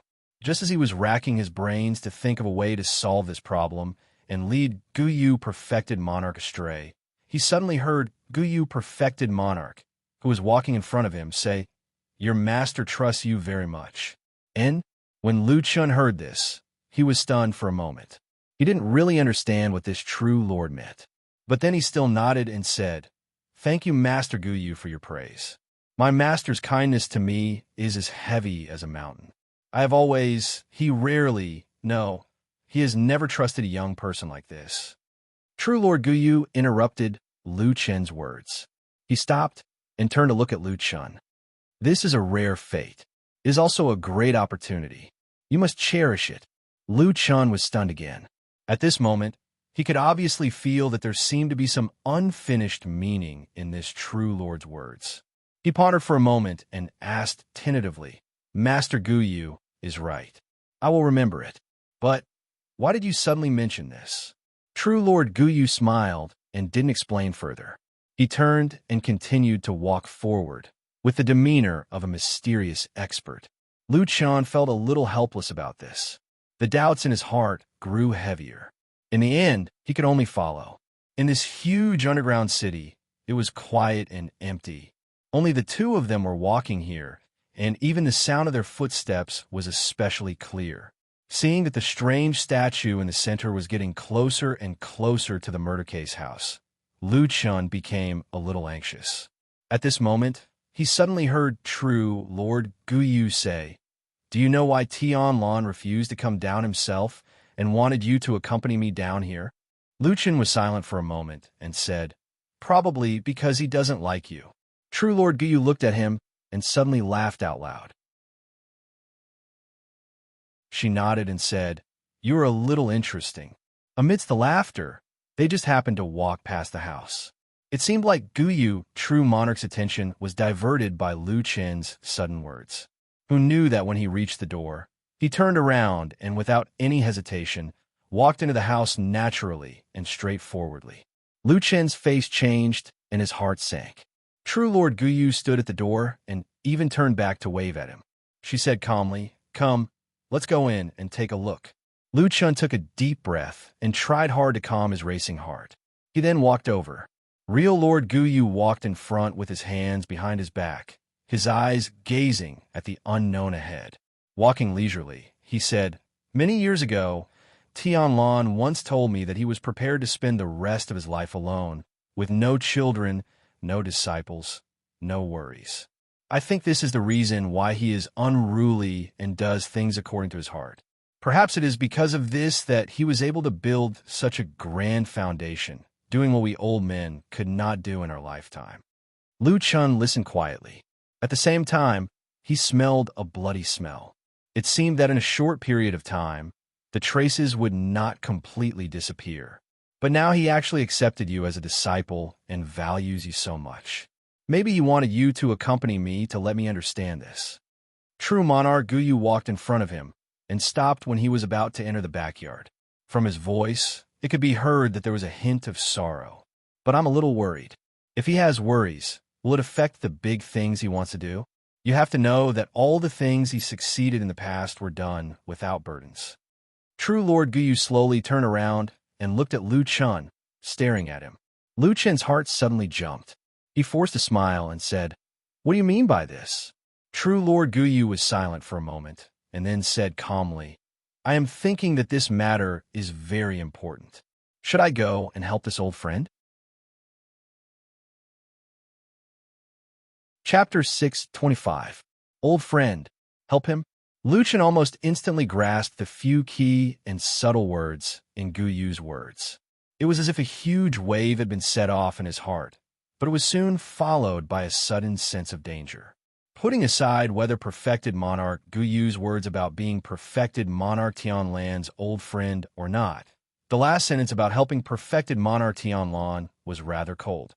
It was as if she wanted perfected monarch Tianlan to return to his usual decisive and domineering self, and wanted to help him sever his ties. Lu Chun secretly swept the surroundings with the corner of his eye. Without any surprise, this place was quiet and desolate. Apart from the two of them, there was probably only the faint smell of blood in the courtyard. In such a huge underground cavern, was it a place where no one could call for help? At this moment, Lu Chun even subconsciously thought of an even more malicious thought. Was there some unspeakable deeper meaning behind perfected Lord Tianlan's insistence that he accompany perfected Lord Guyu down on his behalf? At this time, Guyu had already turned around and faced Lu Chun. Her expression was very calm, and her tone did not change. She said to Lu Chun, "What do you think of what I said just now?" Lu Chun slightly closed his eyes and suppressed the trace of irritation in his heart. He calmed his heart and smiled at Guyu, saying, "Master Guyu, you flatter me. Master's kindness towards me is as heavy as a mountain. Everything that I have today is given to me by my benefactor. My love and respect for him are even more so. However, although Master does care for me, I don't think it's to the extent that you're saying." He smiled and said, "My master is a man of great talent and strategy. He has single-handedly built up such a huge foundation. If you say that he will become weak and muddle-headed because of someone, please forgive me. I really do not dare to agree with you." Guyu True Lord made a sound of acknowledgement. She didn't seem to be angered by Lu Chen's sarcastic rebuttal. Instead, she nodded and said, "What you said makes some sense." Lu Chun felt slightly relieved in his heart, and then he said, "Besides that, forgive me for speaking bluntly. With the current status and prestige of my master and you, even if there are some hidden worries and mistakes, it might be possible for others to tactfully persuade you. But if someone were to overstep their authority and act arbitrarily without informing you, then I'm afraid it would instead truly infuriate you. Guyu pondered for a moment and actually nodded, saying, "That is indeed the case. If I were to put myself in someone else's shoes, I'd be displeased as well if someone treated me like this." He smiled at Lu Chun and said, "I didn't expect you to be so meticulous at such a young age." Lu Chun took a step back and said with a respectful expression, "I don't dare." Disciple spoke nonsense and was disrespectful.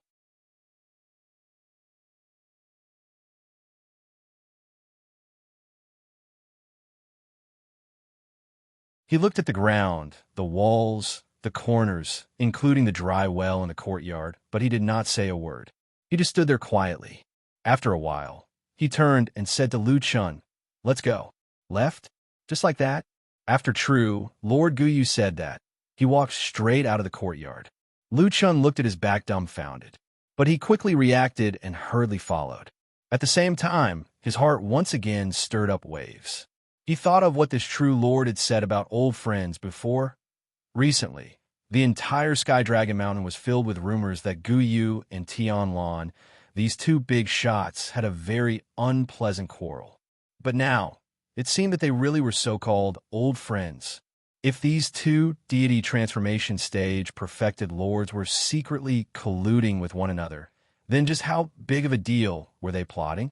Lu Chun felt a chill in his heart as he followed the Guyu, true lord, out of the house, and then saw him walking the long way back. Lu Chun's heart was filled with many questions, but at this moment, he did not dare to ask. Just like that, he followed true Lord Guyu out of the cave and returned to the surface from the entrance of the tunnel. When they came out, countless gazes landed on Guyu, perfected monarch, both in the open and in the dark. True Lord Guyu's expression was indifferent. He looked somewhat disdainful and cold. After a cold snort, he indifferently said, "If there's nothing else, I'm leaving." With that, he waved his sleeve and his entire body rose into the air. He actually flew directly into the air and then turned into a white rainbow, flying towards the direction of Sky Dragon Mountain at lightning speed. The surroundings were silent. After a while, a hearty laughter rang out. It was true Lord Tianlan. He chuckled and said, "Lu Chun, what did I say? There's nothing in the world that can't be said to others. It's just that some people think too much and come to find trouble. Now it's ugly, isn't it?" With that, he laughed loudly. The surrounding people also laughed along with him. Only Lu Chun lowered his head. There wasn't much of a smile on his face, but a trace of palpitation flashed across his eyes.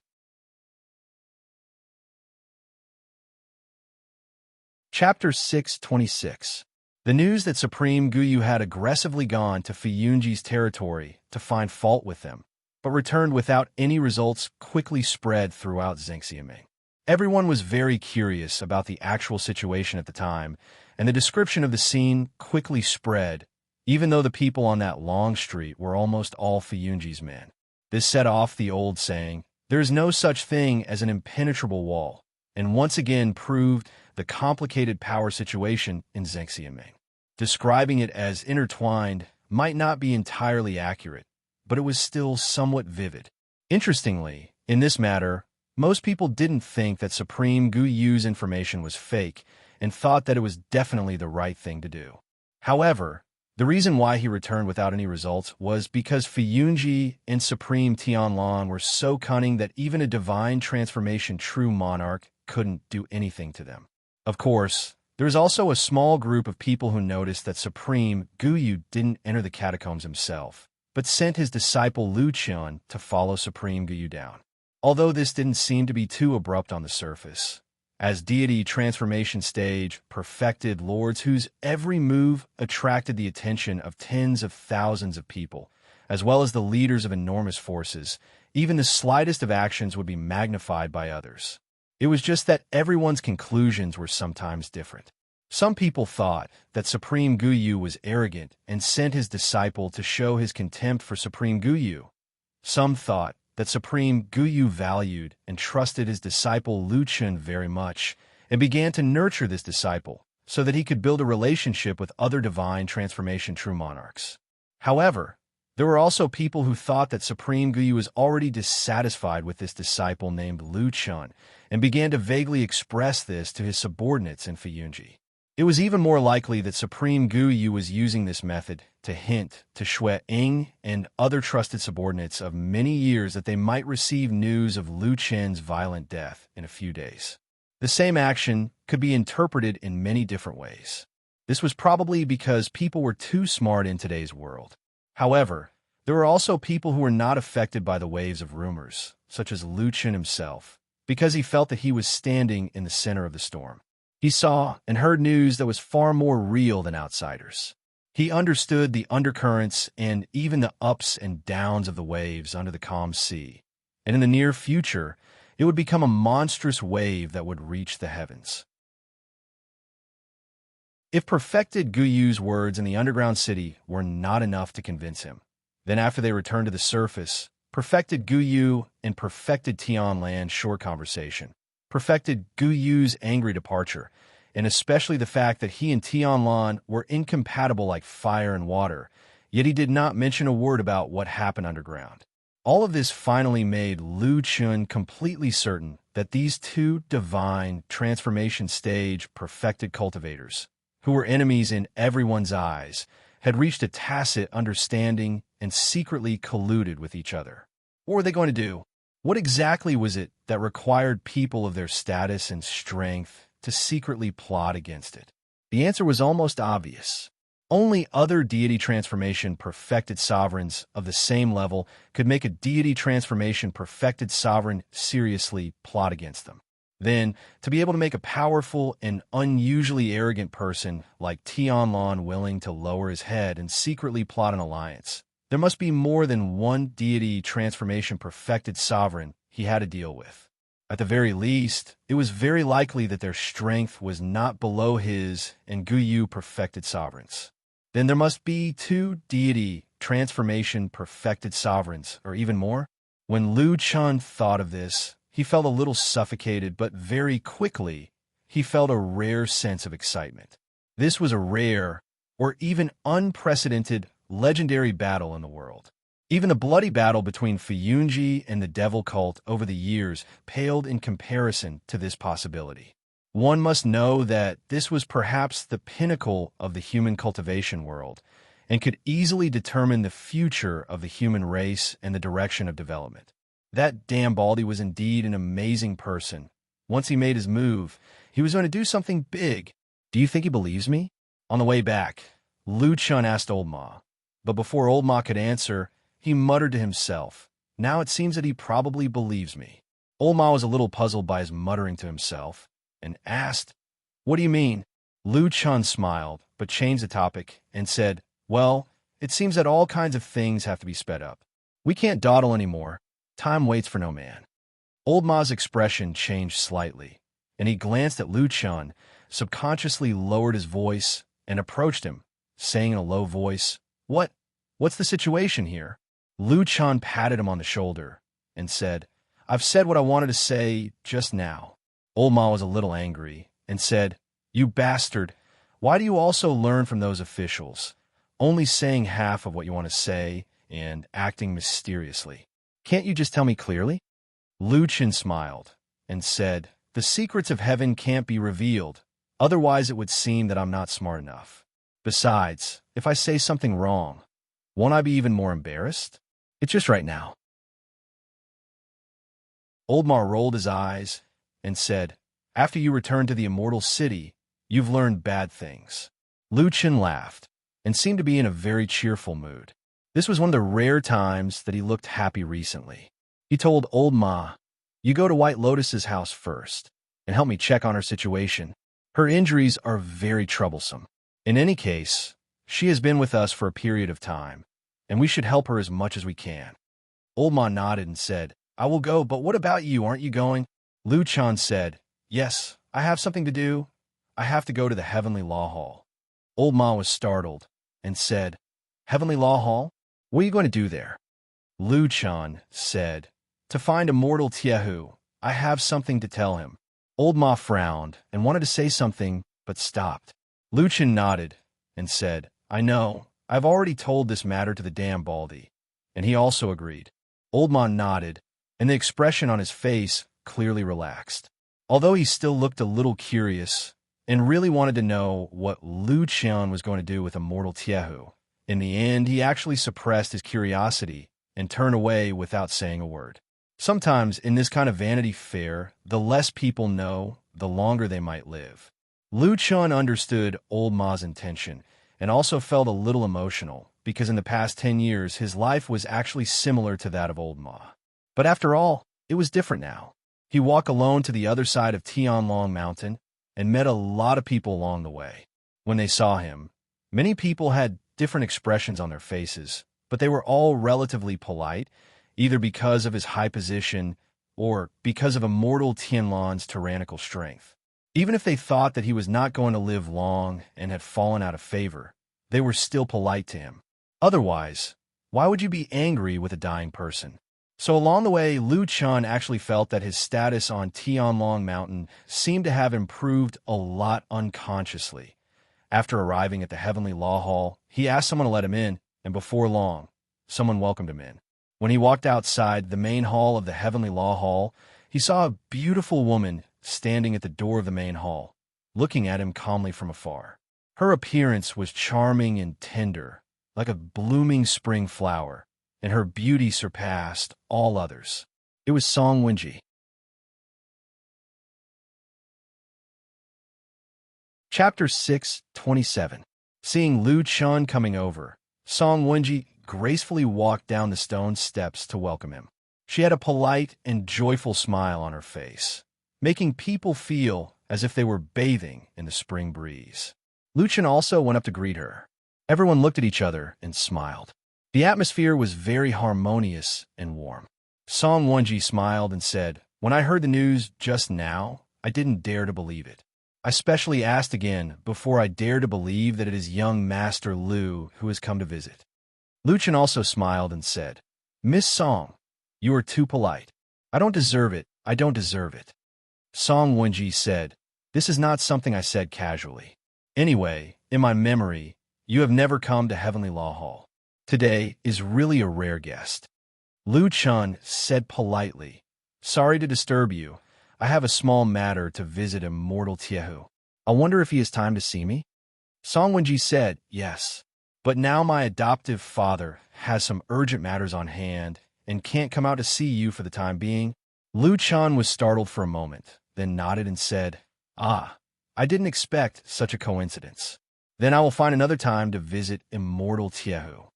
Song Wenji, however, waved her hand and said indifferently, "That's not necessary. I have already gone in to help you inform. Although adoptive father can't leave for the time being, it is not a big deal. Just wait for an hour and it will be fine. He asked me to come and greet you first. Wait for a while in the main hall of Heavenly Law Hall. He will come out in a while." Lu Qian hesitated for a moment, then nodded and said, "In that case, I will have to trouble Miss Song." Song Wenji took a deep look at him and said with a smile, "Young Master Lu, you are treating me like an outsider. With our relationship, this is nothing." After saying that, she turned around and made a gesture of invitation, then led Lu Qian into the main hall. Lu Qian followed behind her, looking at the back of the woman from the corner of his eyes. He had some doubts in his heart. Although he and Song Wenji had interacted with each other recently, it was impossible for their friendship to be very good. Even if they had a good relationship, there were still the two supremes standing behind them. Based on the hostile atmosphere between the two deity transformation realm lords, Tianlong and Tai Hu, even if the two juniors wanted to befriend them, they would have to be cautious. It could even be said that the fact that they did not turn against each other and become mortal enemies was already a sign of politeness. Song Wenji brought him into the main hall of the Heavenly Law Hall. Of course, it was also Lu Qian's first time coming to this place, so he looked around curiously. In fact, as one of the most powerful places in Mount Tianlong and Zhengxiaming, this main hall was basically on par with the Kunlun Palace. In terms of history, the main hall of Heavenly Law Hall was even older and more profound than the Kunlun Palace in Fuyunji. After all, Fuyunji was founded by Lord Tianlong, and it only rose rapidly in recent years. In the past, there was not such an unruly force in Zhengxianming. The nobles that were deeply rooted in the hearts of the people were the Heavenly Law Hall, the Starry Palace, and the Dezayuan. They were considered to have been the tripod of power since the early days of the establishment of Zhengxianming. Their power was intertwined, and their potential could not be underestimated. Therefore, the heavy sense of a long history was also reflected in this main hall. Lu Chun saw many tall and magnificent murals on the walls of the main hall here. The murals depicted either ancient legends or some heroes and legendary lords from thousands of years ago. The sense of vicissitudes of history, the sense of heaviness, and even the sense of excitement that made people yearn for it arose spontaneously. These things could not be felt in the Kunlun Palace at all. Although in terms of size, the scale of the Kunlun Palace was much larger than the main hall of Heavenly Law Hall, and the architecture was extremely luxurious and grand. At a glance, one could see the typical style of Lord Tianlan, unscrupulous, arrogant, and the most powerful in the world. He wanted to suppress everyone in the world, even if it was a main hall. In the main hall of Heavenly Law Hall, there was no exclusive lotus throne like that of Lord Tianlan, which was as high as the seat of God or Buddha. At most, there was a large and luxurious chair placed in the center of the main hall, and the rest were ordinary tables and chairs for receiving guests. These things were not complicated. It only took Lu Chen a blink of an eye to see them clearly. Naturally, he had the same feeling in his heart. In fact, it would be fine if he did not come here because he felt that Lord Tianlan's Kunlun Palace was magnificent and looked down upon the world. However, when he came to this place with such a long history, he suddenly had a dangerous thought that it could not be a nouveau riche. That damn Baldy doesn't look like a person without a background. Even if we go back to the past, his master, Lu Chen's grandmaster, Lord Tianhong, was also a peerless lord who was famous all over the world and was a famous inheritance. In terms of connotation, there seemed to be few in the world that could be more profound than Lord Tianlan's. Why did that damn Baldy give himself the temperament of a nouveau riche? Lu Chun thought and criticized in his heart. Of course, he could not show it on his face. He followed Song Wenji all the way to the seat and sat down. Someone had already served them good tea.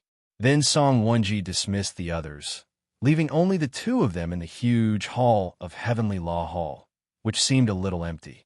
"Young Master Lu, we meet alone again."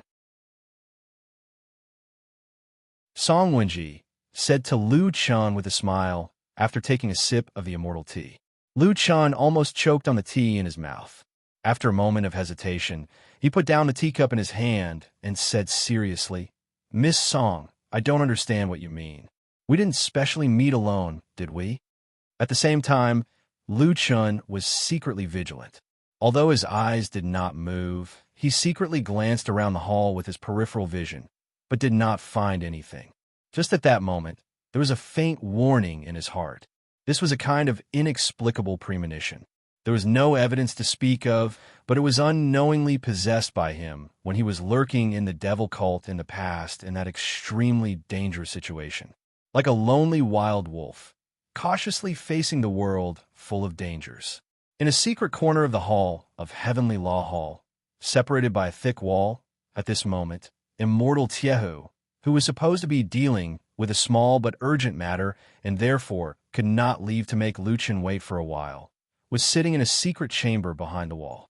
There was a strange mirror shimmering with a strange light. It was unknown what kind of strange ability had been set up on it, but it actually reflected the scene of Song Wenji and Lu Chun sitting across from each other in the hall. Not only was the image extremely clear, even their voices were transmitted here without a single error. Immortal Tiehu looked indifferently at Lu Chun on the image, listening to his words. Although Song Wenji did not notice, he could tell that Lu Chun was observing the surroundings. His white eyebrows twitched, then he suddenly sneered and said to himself, "He is indeed a top-notch shadow master. He can actually detect my presence." He pondered for a moment, then suddenly picked up a piece of jade and said in a deep voice, "Ask him why he is here." In the image, Song Wenji's body paused for a moment, then smiled at Lu Chun and said, "Young Master Lu, Today you specially came to find my Ifu. What is it for?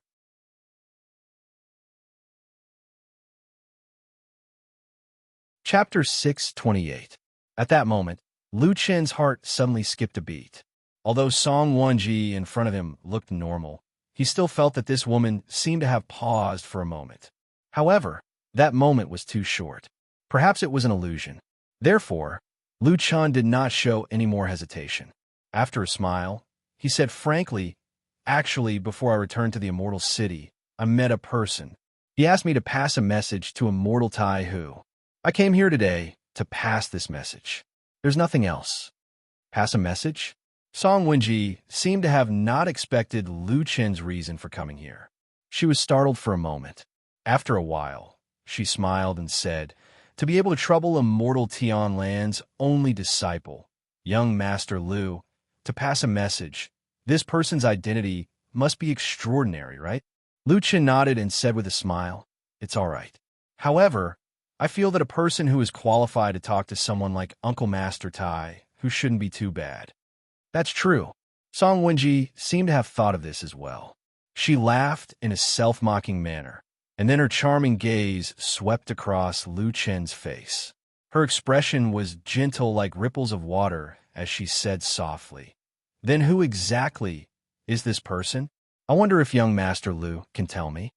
Lu Chen thought for a moment and said seriously, "Miss Song, it's not that I want to be disrespectful to you. However, the person who entrusted this to you did not say that his name can be passed on to others. How about this? When Uncle Master Tai, who arrives later, I will report this matter to him and then leave. As for how he will deal with this matter, I can't be a busybody." He smiled and said, "When the time comes, you can ask Uncle Master Tai Hu.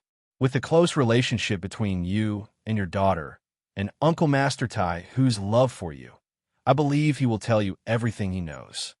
Song Wenji's expression changed slightly, not because Lu Chen didn't want to tell her the identity of the messenger, but because the man in front of her mentioned intimate relationship, love, and other words in his last words. Perhaps she was paranoid, or perhaps she thought too much, but she felt that it was a little harsh, as if Lu Chen was referring to something else.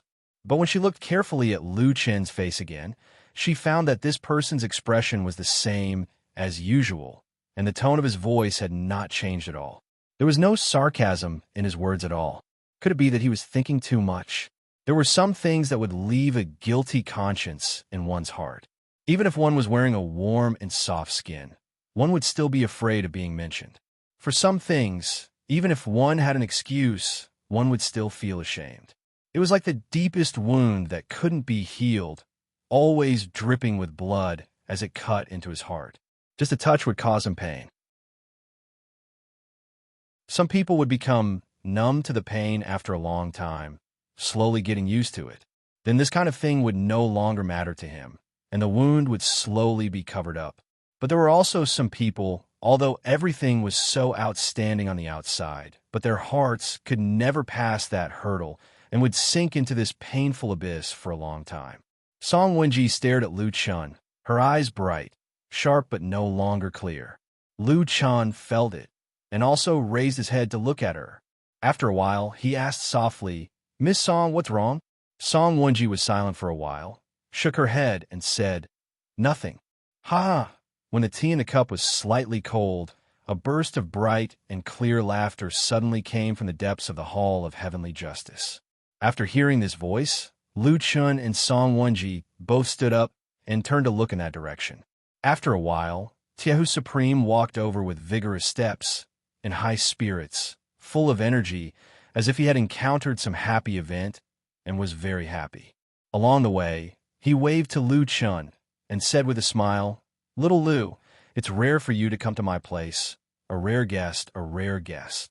Lu Chen revealed a respectful expression, bowed politely, and then said with a smile, "I have some matters to attend to, and have disturbed Sherbu's cultivation. It's really a sin." Tiehu Supreme waved his hand indifferently, then walked to his throne and sat down, and signaled for Lu Chen to sit down and talk. And at this time, Song Wenji smiled and personally went to serve tea, poured a cup for Tiehu Supreme, and changed the tea for Lu Chen. After Lu Chun thanked Lu Chun, Tiehu Supreme looked especially gentle and kind today, and said to Lu Chun with a smile, "Little Lu, if you have time in the future, come visit me more often, don't stand on ceremony." To be honest, among all the disciples under the Immortals and Zhengxiaming, I think you are the most promising. The others don't look like they will be able to achieve anything. Lu Chun was shocked and quickly stood up and said with a smile, "Sherbois, you flatter me. I don't deserve it. Many senior brothers in the Immortal Allies have been famous for many years. Their cultivation is profound, and their prestige is great. I'm still far from them." Tiehu Supreme snorted and said, "But they are all useless. What's the use?" He looked at Lu Chun and said with a smile, "But you are different. Brother Tanlan has the most sharp eyes in the world. Those who can be chosen by him must be outstanding geniuses." As he spoke, he sighed and continued, "To think that our Hall of Heavenly Law will have no successor in the future. This old man is truly disappointed." When Lu Chun came here, he never thought that Tiehu Supreme would have such a high evaluation of him. He was really caught unprepared and didn't know what to say for a moment.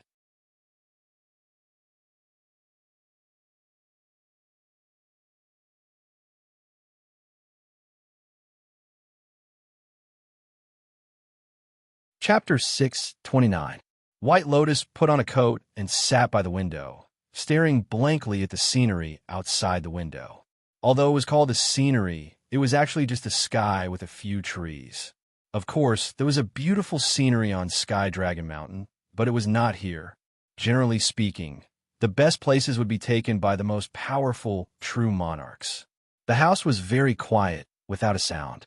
Originally, there was a black dog lying outside the house. Even though there was a door between them, they could occasionally hear its movements.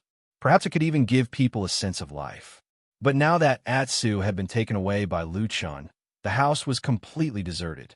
White Lotus held her chin with her hand, and her eyes seemed to be a little blank. Perhaps it was because she was too lonely in this lonely and deserted environment. So there was even a little emptiness in her eyes. No one knew what she was thinking at the moment. Was she recalling the past, thinking about some doubts, or simply sitting there in a daze? After an unknown amount of time, suddenly there was a sound of footsteps coming from outside the house, approaching the door from afar. After a while, someone knocked on the door. It was Old Ma's voice. "White Lotus, are you in the house?" White Lotus slowly turned her head and glanced at the door.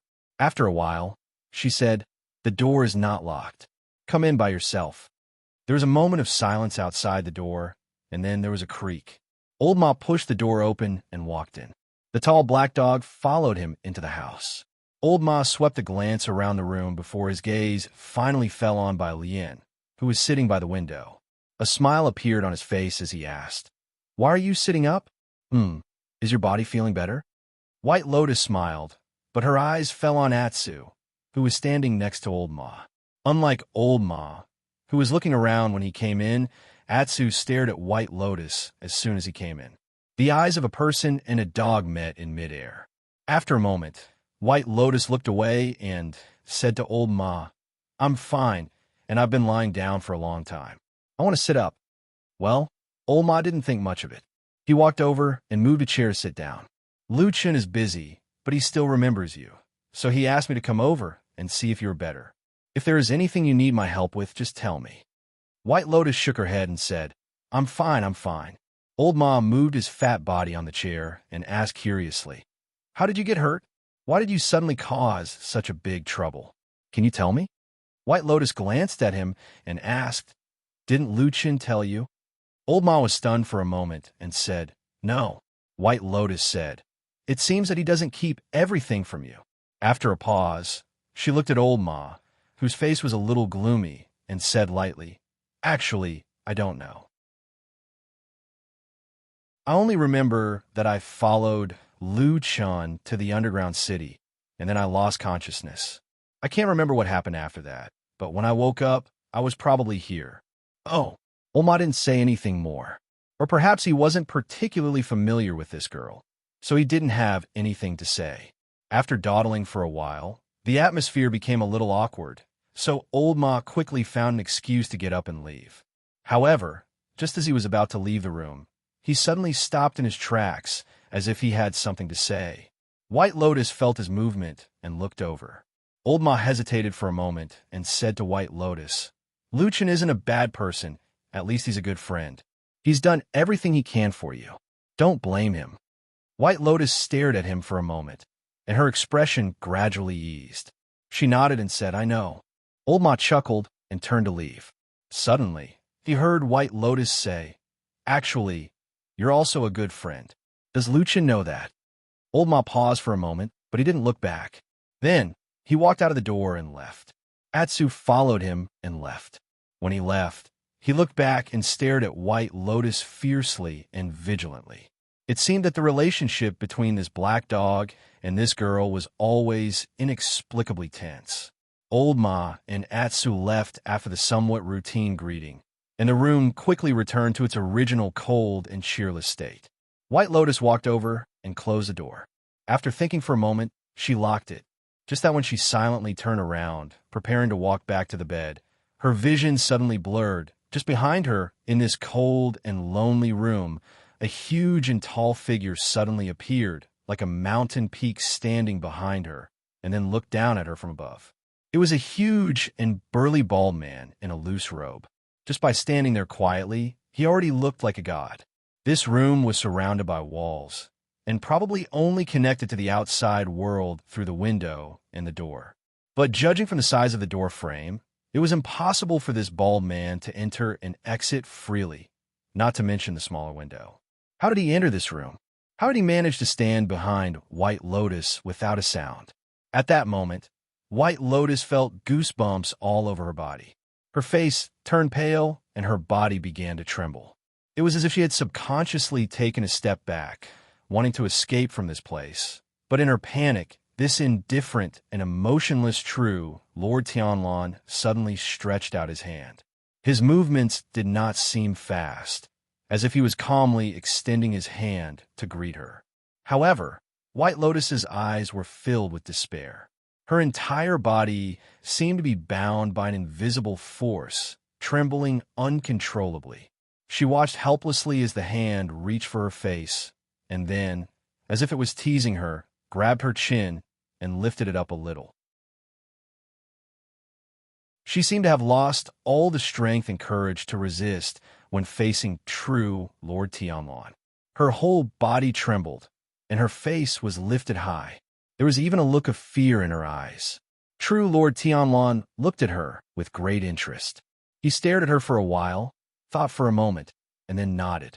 "You seem to be very afraid?" he calmly asked White Lotus.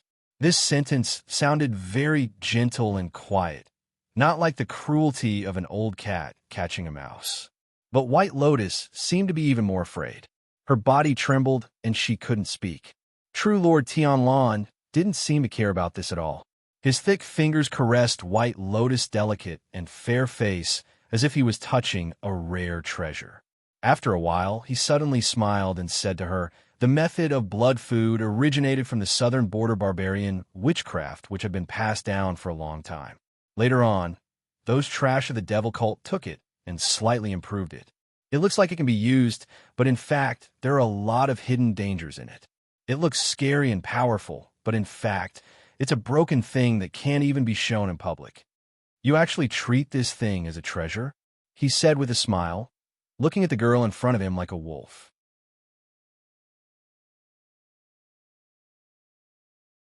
Chapter 630. White Lotus's face had lost all color. It was unknown whether it was because her body was too weak after the injury or because she was too frightened at this moment. Her body trembled violently. It seemed that she wanted very much to retreat and escape from Supreme Lord Tianlan's terrifying palm. However, all her strength seemed to have left her at this moment, making her like a pitiful and helpless ant. She could only wail in despair in the giant's palm, unable to even struggle. The world was always like this. The law of the jungle had long become the norm. Even some gentle and compassionate people would unknowingly follow this rule. We revere and worship the strong, despise and ignore the weak. Perhaps we would occasionally pity those who were in miserable circumstances, but in fact, we forgot that most of the compassion was not in our hearts. Out of sight, there were even more weak people who were not seen. Perhaps after seeing them, everyone was used to it. Even those who were kind-hearted couldn't think of mercy. They were like lions that were strutting with their heads held high, and would never look at ants that were trampled to death by their feet. How could there be compassion? Or rather, could there really be compassion in the heart of a person like Supreme Lord Tianlan? White Lotus looked at him mournfully, her eyes full of fear and pleading. It was a fear that came from the depths of her soul. It was her body's instinctive desire to live. She wanted to live. She did not want to die. For this, she could give up everything and give up everything. Her eyes clearly and plainly expressed her thoughts, but Supreme Lord Tianlan was not moved. Perhaps to a giant like him who had stood at the peak for too long, these so-called desires and the so-called price to pay were just a joke to him. He threw them away like they were old shoes. He did not care about them at all. Of course, there were things that he valued, but they were not on White Lotus. Therefore, he smiled coldly and ruthlessly. After a trace of disgust flashed across his eyes, he probably saw what he hated about the devil cult and touched the thread in his heart. His palm slowly moved down from White Lotus's chin. White Lotus's body began to tremble violently. She could clearly feel the rough skin brushing past her smooth neck before stopping in the middle of her neck. The bald giant looked at her indifferently. The giant palm that seemed to be able to destroy everything began to slowly tighten, violently and forcefully squeezing out all the aura in her body. Her heart received the painful reflex of her body and became angry. It began to beat violently, desperately trying to transfer the dark red blood to her head. However, when it reached her neck, it was as if it had encountered an impenetrable dam, and it stopped moving. White Lotus's feet went soft, and then she was in the air. Her body had already left the ground. She was grabbed by the neck, and raised into the air. Her vision began to blur, and her feet began to kick wildly. Before the last bit of sober consciousness disappeared, White Lotus sadly found that she was actually too afraid to attack this person in such a situation. But he couldn't do it either. The aura of life was rapidly fading, and the world gradually darkened. Her mind gradually became blank. At a certain moment, a song from a long time ago suddenly echoed in her mind. It seemed to be a song related to the albizia flower. She wanted to sing, but she couldn't. She didn't know why, but some fragmented images suddenly flashed through her mind, like fragments of memories that had long been lost. In that daze, she seemed to see a kind woman hugging her and kissing her. White Lotus desperately wanted to see that face clearly, but it was always blurred. Suddenly, a huge black shadow fell from the sky, took everything away, destroyed everything, and smashed the only figure that she felt warm into pieces. Then, like a mountain, it turned around and slowly walked towards her. Her vision went black, and she fainted, completely losing consciousness. The room was quiet. True Lord Tianlan indifferently looked at the girl in his hand, who was slowly lowering her head. With the last bit of strength left, he could completely destroy this budding life. As long as he used a little more strength on his fingers. As long as he tightened the gap between his palms. Even he himself knew that he didn't need to go through so much trouble from the beginning. He could have easily crushed this woman with a finger instead of torturing people like those trash from the devil cult. But he still didn't do it immediately. He suddenly felt that he was a bit like a member of the devil cult. This thought made true Lord Tianlan a little unhappy, but he still didn't let go. At this moment, a sudden sound of footsteps came from outside the room. A moment later, a familiar voice came in. It was Lu Chun. White Lotus, are you okay? True Lord Tianlan was silent for a moment. Then he threw White Lotus away like throwing a rag. With a bang, White Lotus's body fell unconscious and fell to the ground, knocking over a table and making a loud noise.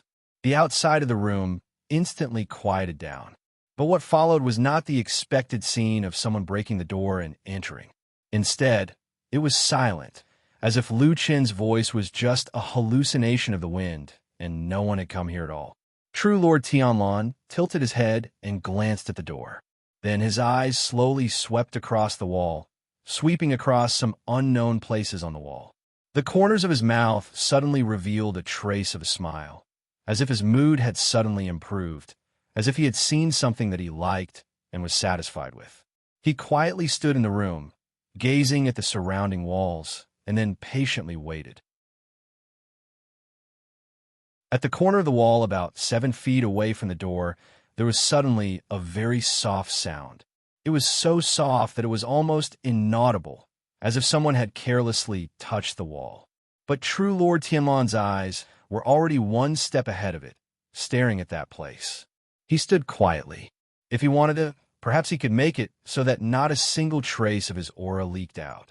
He could turn invisible and empty, or he could transform into anything, making people think that it was a table, a chair, or a bed and not arousing any suspicion.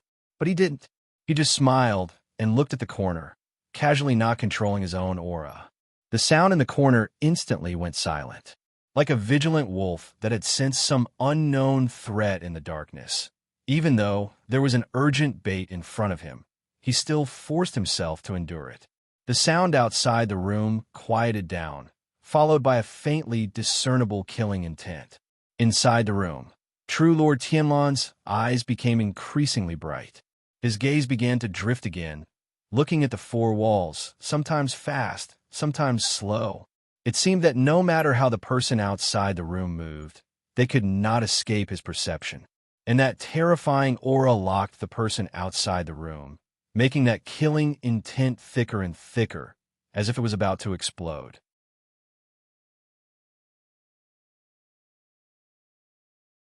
Chapter 631. It was quiet inside and outside the house. The only thing that could be felt was the invisible tension that was getting tenser and tenser. Supreme Lord Tianlan was still as calm as the ocean. Other than scanning the surrounding walls and following the occasional strange and light sounds that came from outside the house, he did not do anything else. However, the murderous aura outside the house was getting stronger and stronger. It was like the raging waves of an enraged ocean, each wave stronger than the one before it. The invisible waves seemed to be rising higher and higher, as if they would rush into the house in the next moment, drown and destroy everything here. However, the house was still there. The waves of almost hallucinatory, murderous aura filled the surroundings, but did not cause any substantial movement. Standing in the house, Supreme Lord Tianlan suddenly lowered his head and took a look.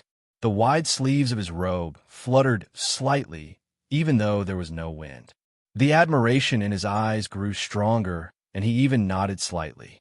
At the same time, the murderous aura around him had almost reached its peak inside and outside the house. It was as if a huge wave had rushed up to the sky and gathered into an incomparably huge peak. Just as it was about to crash down and explode all the forces in the house, time suddenly seemed to freeze at that moment. All the murderous aura suddenly disappeared completely, as if someone had woken up from a dream. Everything was just an illusion and disappeared without a trace. At the moment when the heavy hammer was about to fall, at the moment when the violent force was about to explode, everything suddenly disappeared. It was really quiet outside the house. There was no sound, no movement, not even the invisible murderous aura. Everything became empty, as if nothing had ever existed. It was as if what happened just now was just an inadvertent illusion of Supreme Lord Tianlan. The house was still very quiet. White Lotus was still lying on the ground, and it was unknown whether she was dead or alive. Supreme Lord Tianlan was still standing there alone. His wide sleeves made him look up to him like a majestic mountain. His expression was still calm, without any shock or sorrow. Of course, there were no emotions like fear or dread. However, the smile on his lips faded, and the gratification and admiration in his eyes faded. He stared at the wall. Although there were bricks in the way, it seemed that he could still see through it. Even though he was a deity transformation stage perfected cultivator, at this moment, he could still clearly feel the terrifying difference.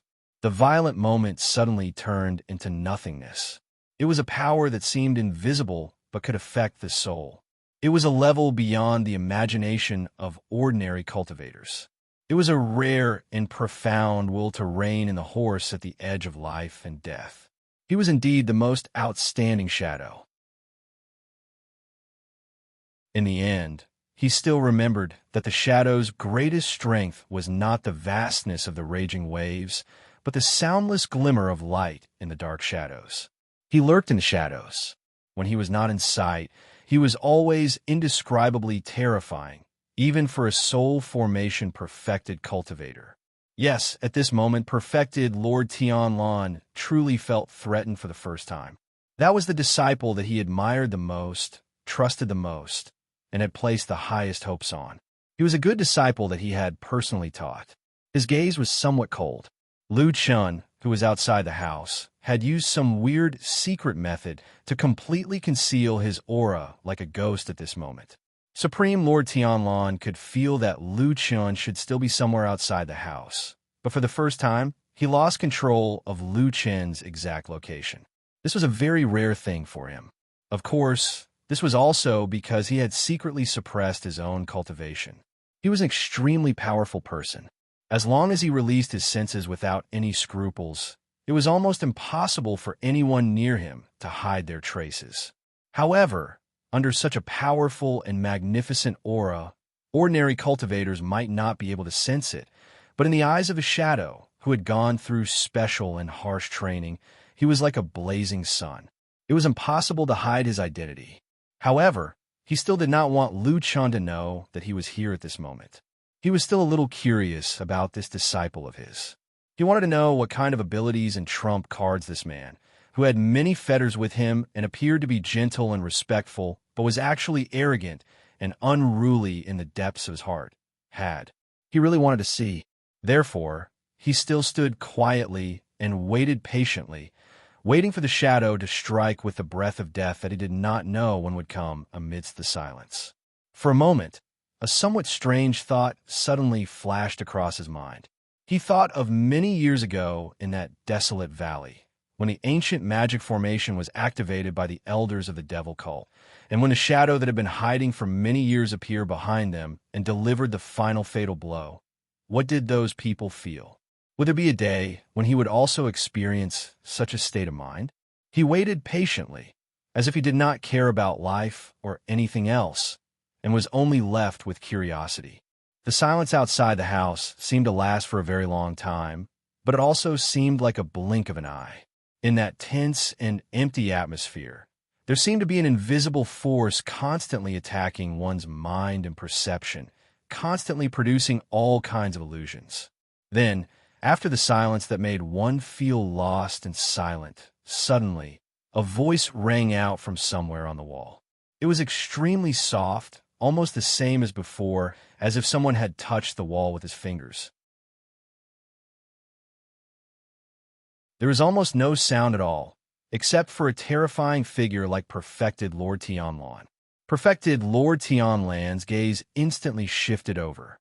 At that moment, his perception was immediately magnified, and almost in the blink of an eye, he caught the breath that had suddenly disappeared. His lips curled into a smile again, and his expression became gentle once more.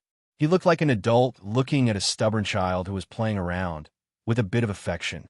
However, at this moment, suddenly, on the opposite wall from where the voice had just come from, the wall that perfected Lord Tianlan's back was facing, a sound also rang out. It was extremely soft, and almost inaudible, except for figures like perfected Lord Tianlan. Perfected Lord Tianlan's expression instantly froze, and he almost subconsciously looked back with a bit of astonishment. However, when he turned his head halfway, he frowned, as if he had sensed something, and his body suddenly froze. At that moment, it was as if the world had stopped, and time had frozen for a moment. Perfected Lord Tianlan's figure stood alone in the house. There seemed to be a gust of wind blowing outside the house, and in the house with its doors and windows tightly shut, his large sleeve seemed to flutter slightly. Time was like a surging river, and someone was faintly looking at him from the depths of the river. In the crack of time and space, The bald man also seemed to be looking sideways, staring at the place where the invisible light and shadow intersected. He seemed to be looking at himself, but it also seemed like it wasn't him. Perhaps it was just his past and future self. Who knew? Then, he suddenly raised his head, as if he had beaten time to it. The moment his head turned, it was as if a force had suddenly shattered the peace, completely destroying the disorderly illusion, making the bald man seem to have beaten time to it. He raised his head and looked over. Boom! A loud sound rang out, and dust flew everywhere. The two walls that had echoed the sound were fine, but above his head, there was a huge hole in the roof.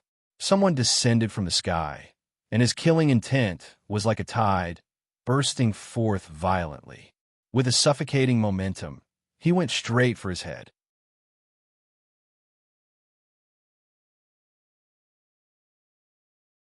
Chapter 632. It was as if a stormy sea had rolled up a raging wave, crashing down from above. The sound of the wind was so strong that it seemed as if the house was about to be torn apart. The violent wind blew everything in the house to the left and right. Even White Lotus, who had fainted on the ground, was blown away a few times. The wind rolled up into a whirlpool, whistling and surging. However, in the eye of the storm, the tall and burly man still stood there. Although his sleeves were also fluttering, his body was towering and unmoving. His face was calm and indifferent, and his gaze seemed to be deep and distant, hiding an unknown emotion. In a fierce wind, perfected Lord Tianlan looked up at the sky. His pupils reflected the figure descending from the sky. That figure was very familiar. The violent storm blew his clothes, but it could not shake his body in the slightest. However, for some reason, his body, which was as heavy and solid as a mountain, did not move an inch at this moment. In that moment of life and death, he still quietly raised his head and looked up without the slightest movement. It seemed that he was caught unprepared. Or was he waiting for death? Or was he helpless? The storm was like a wild horse that had escaped its reins, wreaking havoc in the house. The murderous shadow hidden behind the fierce wind had not hesitated at all from the beginning. As soon as it rushed into the house, it immediately pounced on its target, using the fiercest killing move with the fiercest murderous intent.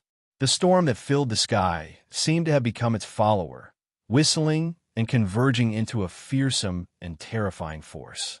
In the depths of the shadow, Lu Chen's face was faintly discernible. His whole body was like a sharp blade, stabbing straight down. The black dagger that he once owned was now gone. It had been destroyed by perfected Lord Tianlan.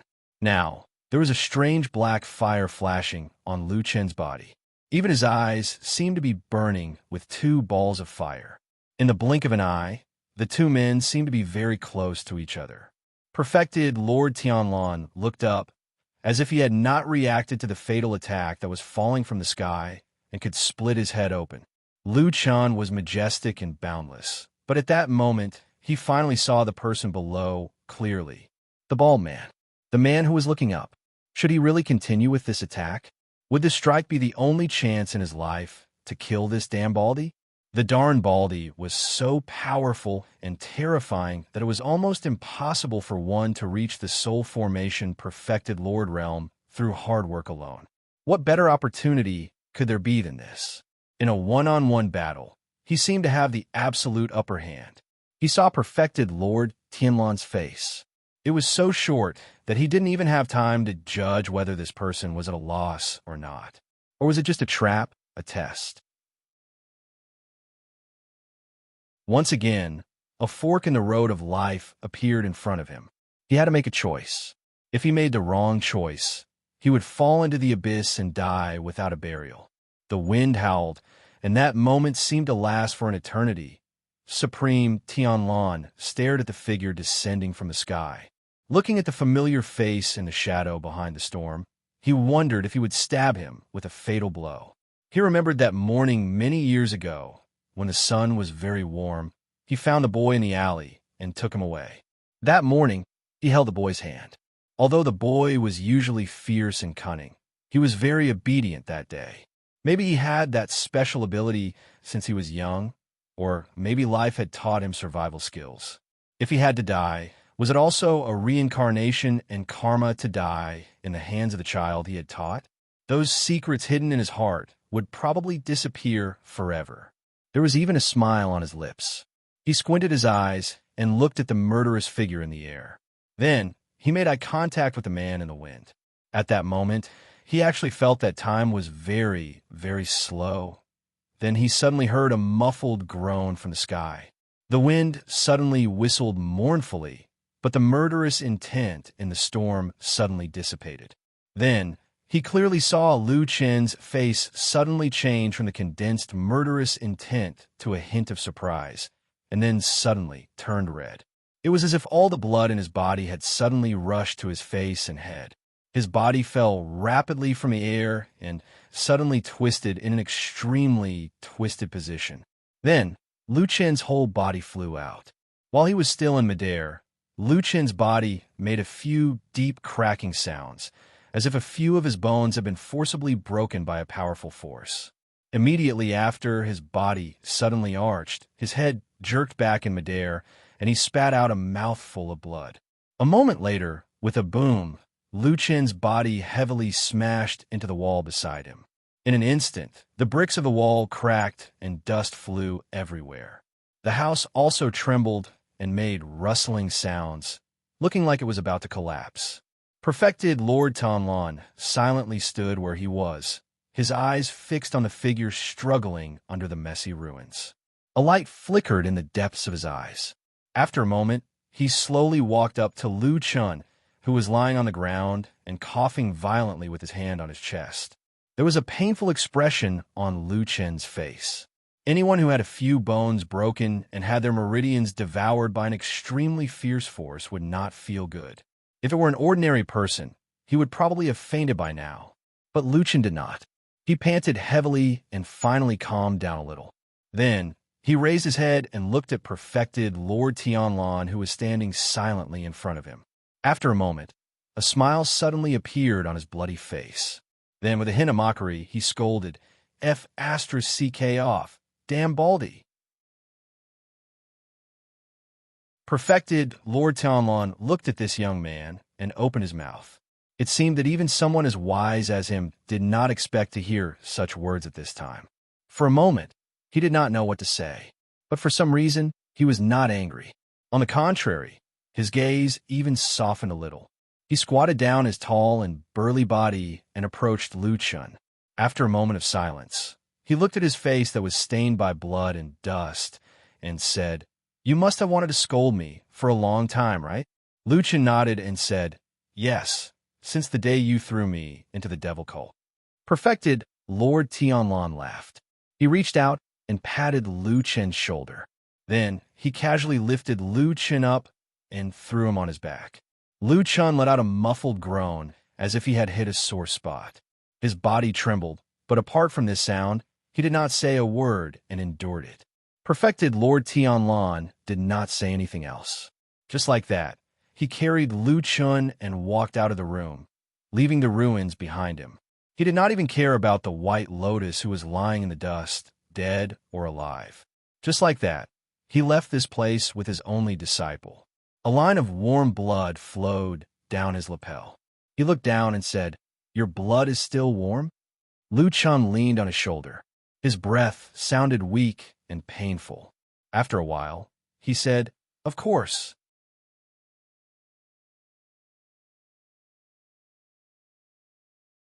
Chapter 633. Perfected Lord Tianlan did not hide his tracks when he left. It seemed as if nothing had happened as he walked calmly as if nothing had happened.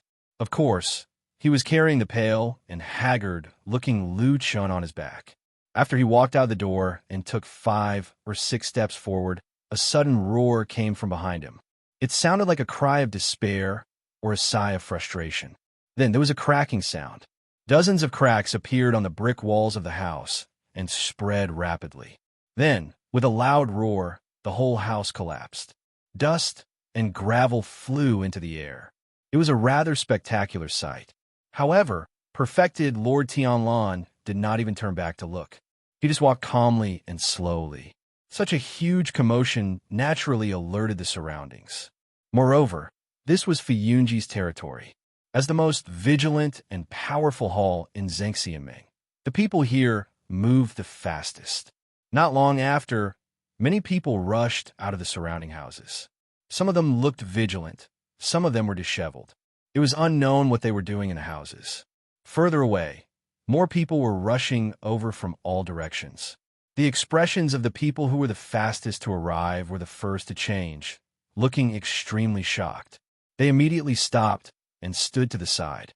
Some of the more impatient ones who arrived later shouted angrily, "Who is so bold? How dare you?" When he saw the scene in front of him clearly, he choked on his words as if he had eaten a raw duck egg. He looked shocked and took a few steps back, looking as if he had seen a ghost. More and more people appeared in the surroundings and then quietly stood to the side to watch. At the same time, a strange emotion also spread in the crowd. None of the people here were fools. They only believed what they saw with their own eyes. Lu Chun, young Master Lu, was injured for some unknown reason. However, perfected Lord Tianlan did not care about bloodshed and personally carried this disciple. They were like father and son.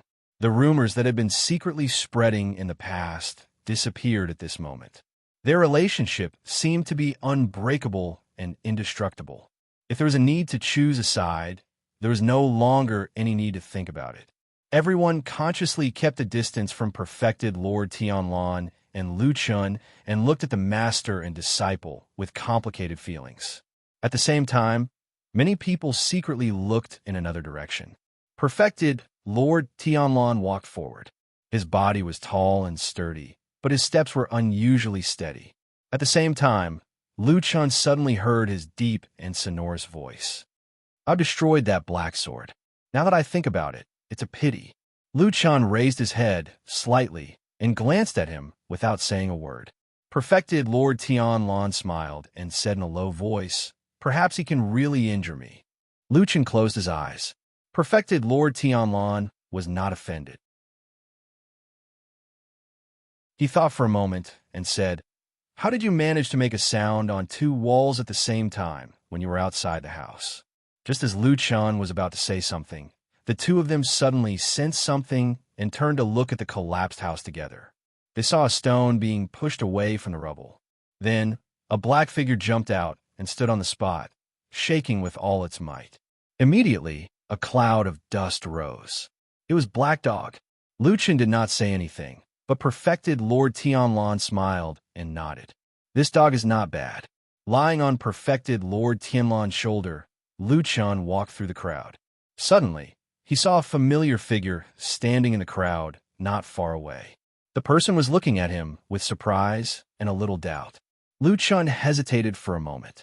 Then, he waved at the fat man and said, "Old Ma, come here for a moment." In the crowd, Old Ma was startled. The people around him immediately dispersed, leaving him alone. Old Ma smiled awkwardly and had no choice but to walk forward. Apparently, perfected Lord Tianlan had no intention of stopping for Old Ma and continued to walk his own path.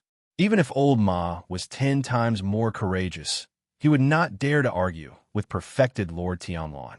Therefore, he could only blindly follow behind perfected Lord Tianlan.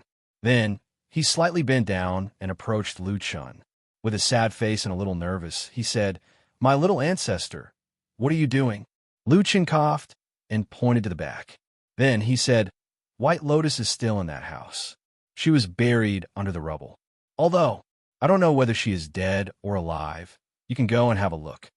Perfected Lord Tianlan did not look back, but at this moment, he slightly raised his eyebrows. Old Ma was stunned for a moment. No one knew what had happened in that house. However, when he peeked at perfected Lord Tianlan, he found that this big shot had no intention of saying anything. Old Ma could only grit his teeth and nodded to Lu Chun. "I see." Lu Chun hummed in acknowledgement. He seemed to still be a little worried, so he added, "If she's dead, we'll bury her. If she's still alive, we'll try our best to save her. After all, she's someone we know." "Oh," Old Ma agreed. Then, he turned back and strode toward the house. Perfected Lord Tianlan walked a few steps forward with Lu Chun on his back. Suddenly, he said, "Just an acquaintance?" Lu Chen said, "That's it." "Okay." Perfected Lord Tianlan nodded expressionlessly. Then, he left with Lu Chen on his back. After the two protagonists left, the surrounding crowd gradually dispersed. Only Old Ma was left standing in front of the pile of collapsed houses, speechless for a moment. He stood there for a moment and looked around. However, he found that no one came over. It seemed that everyone was very smart and did not want to get involved in this matter, which was likely to cause trouble for them. Therefore, he was the only one who was unlucky. Old Ma sighed and lowered his head to turn over the broken stones and bricks. Next to him, Atsu probably saw that Lu Chen was carried away by perfected Lord Tianlan. It stayed where it was and did not follow Lu Chen. It was probably because this dog had always been in awe of the bald perfected lord and was unwilling to approach him. However, even if it stayed where it was, Atsu obviously had no intention of helping Old Ma. It took a few steps to the side, jumped on a stone, and lay on it. Then, it lazily watched Old Ma work like a laborer. Although Old Ma was fat, he was still a cultivator and had some cultivation. Therefore, he worked much faster than ordinary people. Soon, he turned over a lot of broken bricks and found White Lotus lying in a cloud of dust. Looking at White Lotus lying on the ground, covered with dust, Old Ma was shocked and hurried to check her breath. After a while, a warm breath came from his fingertips. Old Ma heaved a sigh of relief. Then he stared at the girl whose beautiful face was mostly covered by dust, shook his head, and said to himself, "You also have a hard life. In fact, it's very tiring to live, but who wants to die?" When he said the last sentence, his voice was very soft, as if he'd been touched by something.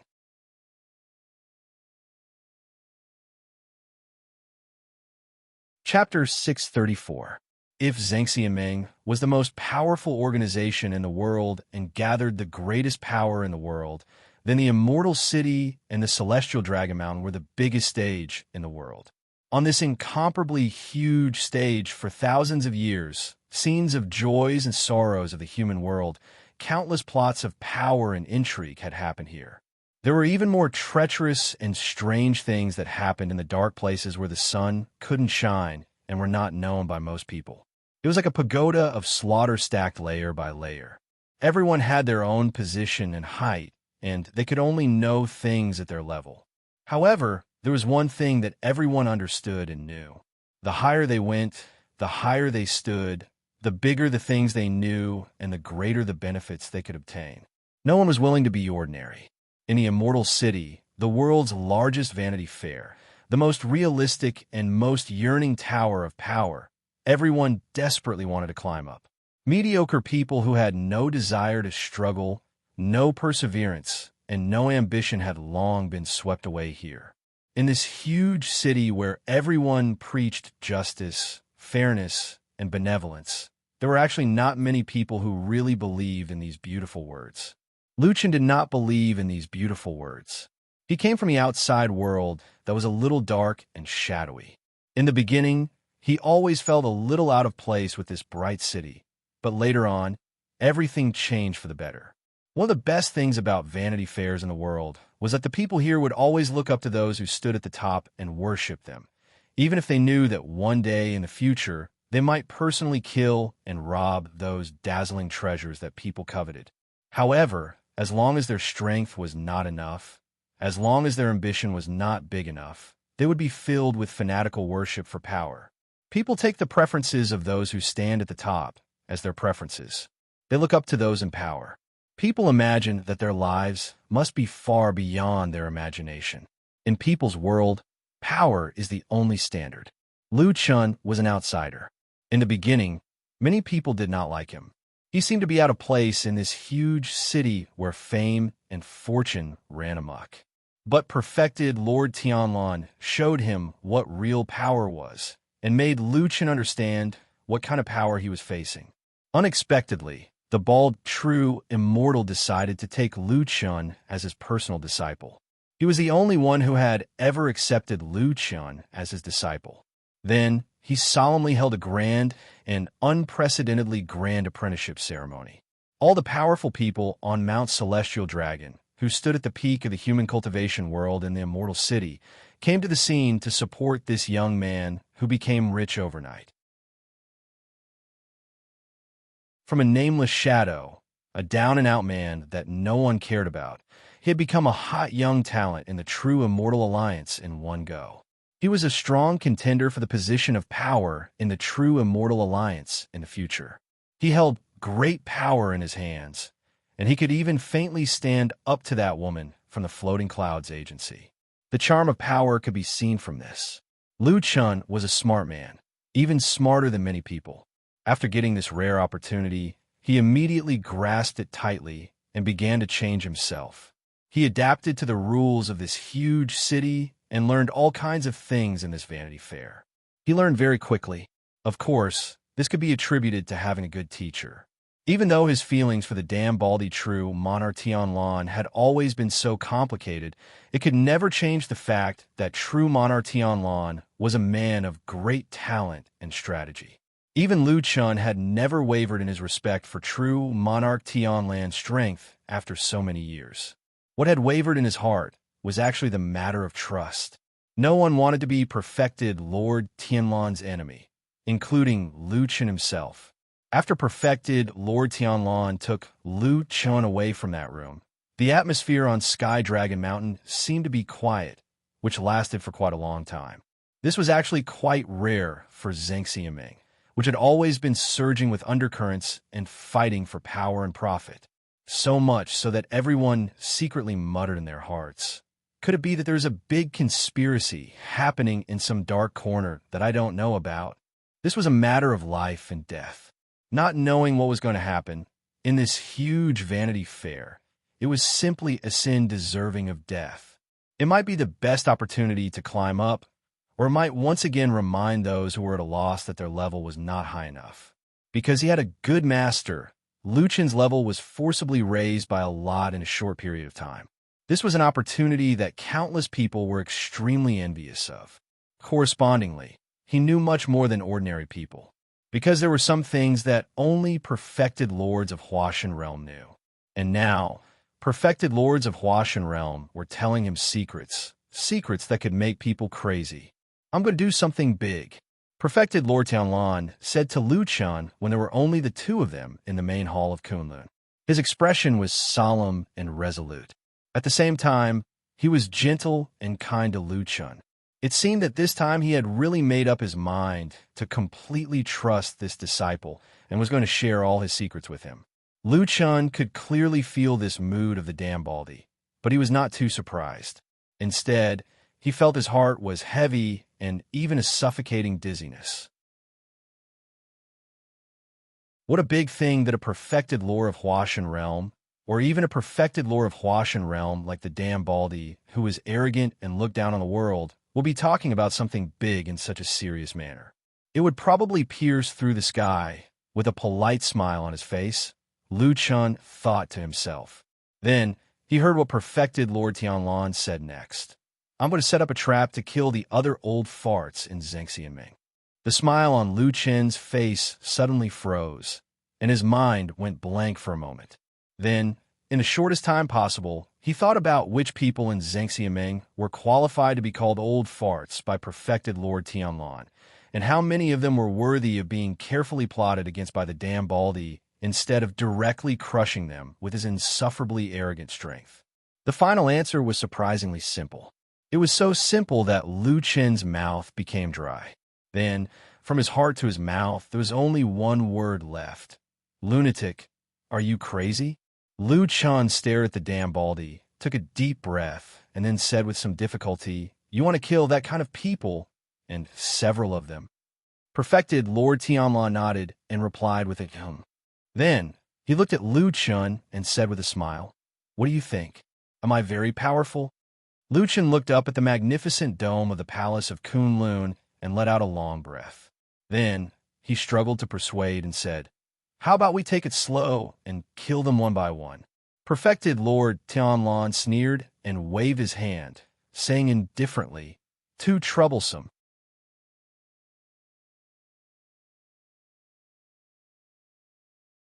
Chapter 635. There was no way to reason with a lunatic. There was a sense of powerlessness in Lu Chen's heart, and he had a deeper understanding of this truth. But very quickly, he discovered that he actually had a little bit of confidence in this madman's crazy plan, and he was even curious about what this crazy baldy would do next. One is marked by the company one keeps. Will a person who gets close to a baldy also go crazy? Lu Chen composed himself and scolded himself in his heart. Sitting next to him, Supreme Tianlan seemed to have thought of something and said to Lu Chen, "By the way, when you went to the Heavenly Law Hall to find the old man Tiehu and told him about the leaf, what was his reaction?" Lu Chen's originally drifting thoughts were pulled back by these words. He thought for a moment and recalled the situation at that time. He opened his mouth and said, "After true Lord Tiehu heard what I said, his expression was obviously shocked at that time.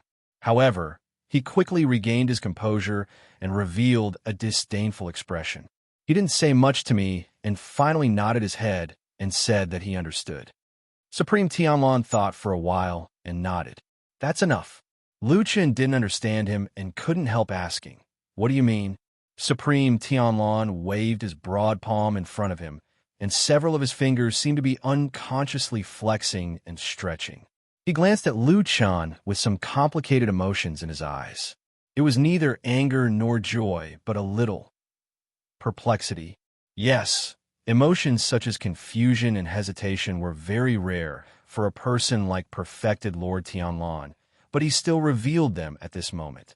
Lu Chen also noticed this, and he was a little puzzled for a moment, because this didn't seem like the person he knew. Or rather, Lu Chen himself had rarely seen such emotions from this damn baldy in his past interactions with him. However, Supreme Tianlan didn't hesitate for long. He seemed to have made a decision very quickly. He looked at Lu Chen with a smile and began to explain to him. The moment Supreme Tianlan opened his mouth, Lu Chen suddenly understood something. This person could have ignored everyone in the world, but now he was willing to patiently explain his feelings to him. It seemed that he was really willing to treat himself as one of his own. There was no more estrangement or suspicion between them. To outsiders, they were master and disciple who were as close as father and son, but in fact they could feel that there was still a distance between them, just like a river or a ditch between them. That ditch and the river were actually not wide and could be easily crossed. However, the two men always stood on his side and did not take the initiative to take the step. It was a very subtle and complicated emotion that involved so many years of ups and downs, and also related to the most basic bit of trust between them. Until this moment, Lu Chen suddenly felt that Supreme Tianlan seemed to have suddenly decided not to wait and was willing to take the initiative to accept him. What made him suddenly decide to give up all his worries and really trust him? Lu Chen thought of the blow he struck his head in Su Qingjuan's room. What Taihu said, at least he didn't deny that Yi is now in his hands, Supreme Tianlan said lightly. Perfected Lord Tianlan said indifferently, "It's enough to know this. In the future, we'll think of a way to snatch that thing from him.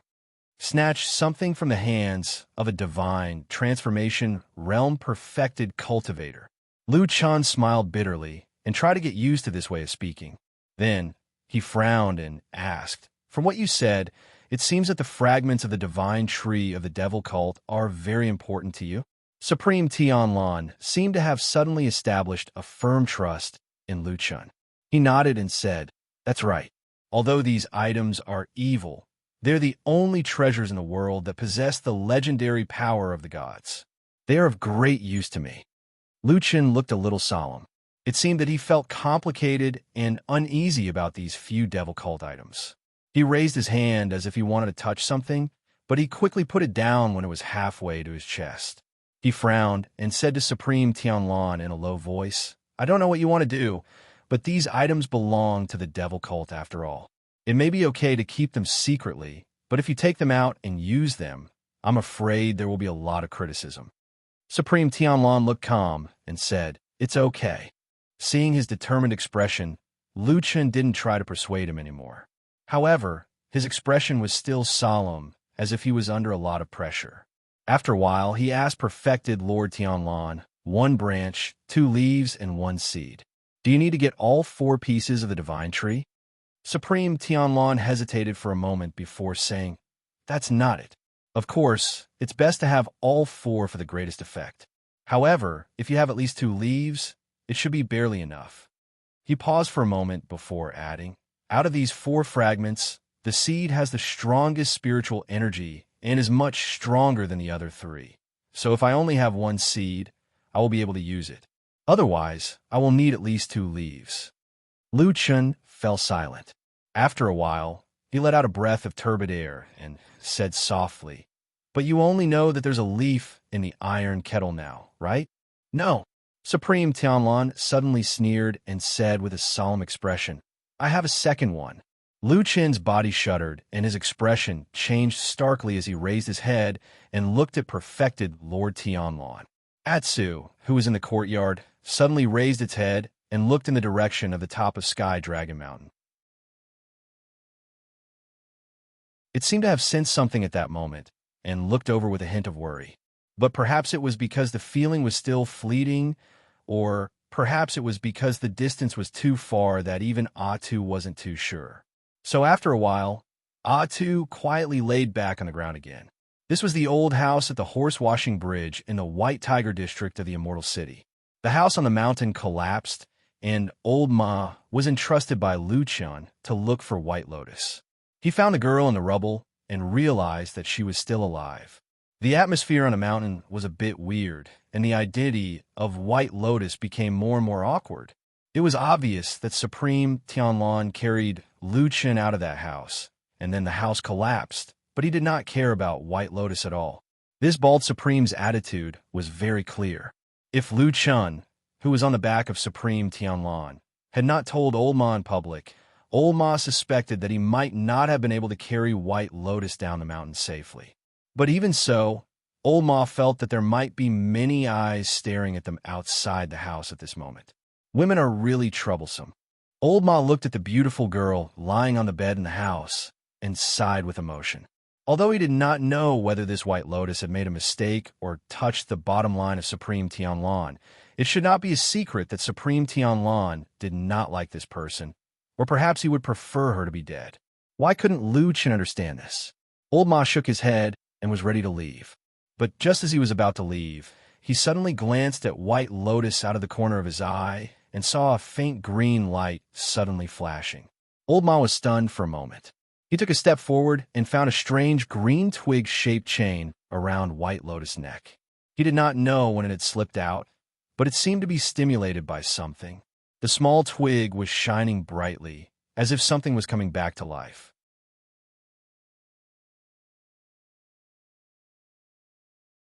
Chapter 636. Old Ma suspiciously stared at the strange necklace exposed on White Lotus's fair skin. The faint green light flickered silently. The light was very gentle, not dazzling, and did not seem to have any dangerous aura. Instead, it carried a faint vitality of life. But Old Ma could still vaguely feel, in this branch-shaped thing, there seemed to be some fragility, or it should be said, a little like a person who was out of breath. Of course, exactly what was the specific situation, Old Ma also did not dare to easily make a conclusion. After all, he had never seen this thing before, just that right now his expression seemed to have turned solemn after the initial shock. All these years, although Old Ma's reputation was not prominent and he did not make any world-famous achievements, but in fact in these 10 or 20 long years, he had always stood together with Lu Chun at the forefront of the battle against the evil sect. Although what he did was the most inconspicuous and most secretive kind of work, but in fact his position was exceptionally important. If Lu Chun in that period of time was said to be the shadow who dived into the deep waters, fighting with the bloody shoals of fish in the dark shadows, then Old Ma was the only tube that Lu Chun could breathe through from the suffocating water surface. And it was precisely because of this, with Lu Chun's unyielding and suspicious mind, despite the ups and downs over the years, Old Ma to him was still the most trustworthy and most willing to get close to person. This was a friendship that had been honed in those despairing and painful years, experienced the test of life and death and blood. For shadows like them, Trust was the most extravagant emotion. One must know, Lu Chun even once suspected that tallest figure. To be able to gain Lu Chun's trust and survive for so many years in the underground dark world fighting against the evil sect, Old Ma, of course, could not be a useless person, and even more could not be a person who knew nothing about the evil sect. On the contrary, his understanding of the evil faction was definitely one of the top few in the world. There was an old saying, "The person who wanted to understand you the most must be your enemy." Based on Old Ma's knowledge of the evil sect, when he saw the branch-shaped chain, a word suddenly flashed across his mind: divine tree. Yes, although the 4 divine weapons of the devil cult were secretive, people like them definitely knew about them. However, because of his different identity from Lu Chun, Old Ma had actually never seen the 4 pieces of the so-called 1 branch, 2 leaves, and 1 seed of the divine tree. Whether it was the legendary treasure or not, Old Ma really did not dare to draw a conclusion.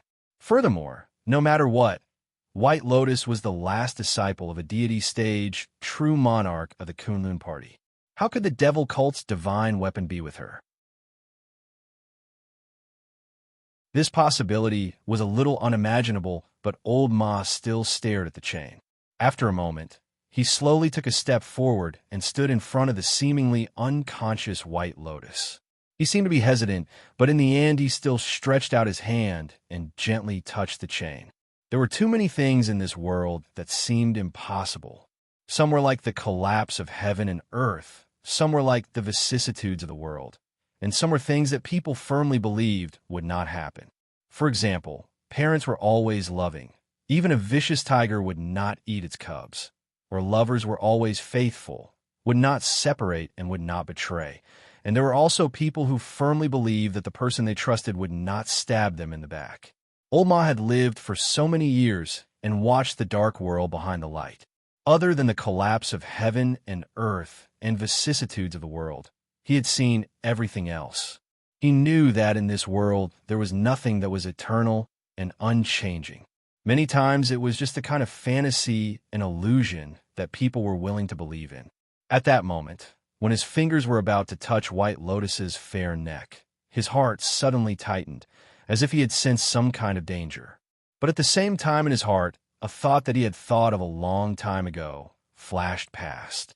That year in that desolate valley, when Lu Chun betrayed those evil cult teachers and stabbed the black blade into their backs. Those evil cult evil people probably also had this kind of absurd thought. Perhaps it was because these few years he had finally left the front line of the battle with the evil cult. This fatty who was once vigilant still had some slack. So much so that his state of mind at this moment suddenly became careless. He did not notice that in this close proximity, White Lotus, who was lying on the bed, suddenly clenched her fists. In his eyes, there was only that faint green light. In his mind, there was only the voice of the evil cult treasure echoing in amazement. Lu Chun was once a shadow. He had stayed in the world's most dangerous and treacherous evil cult for 10 years. He had seen many things, encountered countless dangers and unimaginable accidents, but in the end he had survived them all, until today. Therefore, right now he actually rarely had that kind of huge emotional fluctuation, because when he encountered an unexpected accident, he would often instinctively suppress his shock and quickly calm down, start to judge the direction of the situation, and then decide what he should do next. This was a very important reason why he was able to live till today, because this kind of invisible ability was too hidden, so sometimes he even needed to show panic when he was not panicking in a calm situation, make himself look very anxious, as if he was about to lose control. Of course, he was also human. He also had weaknesses, even someone as calm and cold as him. These few years, there were also times when he lost control of his emotions. And every time he lost control of himself, someone would die in his hands. On this day, in this Kunlun palace, Lu Chun revealed a shocked expression. But this time it was not an act, he was really shocked. He was so surprised that he even stood up and stared at Supreme Lord Tianlan. Supreme Lord Tianlan seemed not to care about Lu Chun's loss of composure. Or perhaps he had already expected it. He did not say a word, only smiled, and gently rotated his fingers. Both of their gazes landed on perfected Lord Tianlan's hand. His finger, which had been empty previously, now had a small object. It was a piece of green, full of life. This was a leaf without branches to rely on. This was a leaf without a foundation. However, it was different from the leaves in the world that quickly withered after leaving the trunk and branches. This leaf was filled with the aura of life and spiritual power. The power was so abundant that it even gave people the feeling that this leaf was directly absorbing energy and spiritual power from the space around it. The emerald green light encircled the leaf, as if announcing its identity. Lu Chun did not need to think carefully to know the origin of this thing. There were only two such leaves in the world. They were both evil, legendary treasures of the evil devil cult, and this was one of the only two leaves left in this world by the Tree of God. Where did this come from? Lu Chun raised his head, looked at Supreme Lord Tianlan, and asked word by word.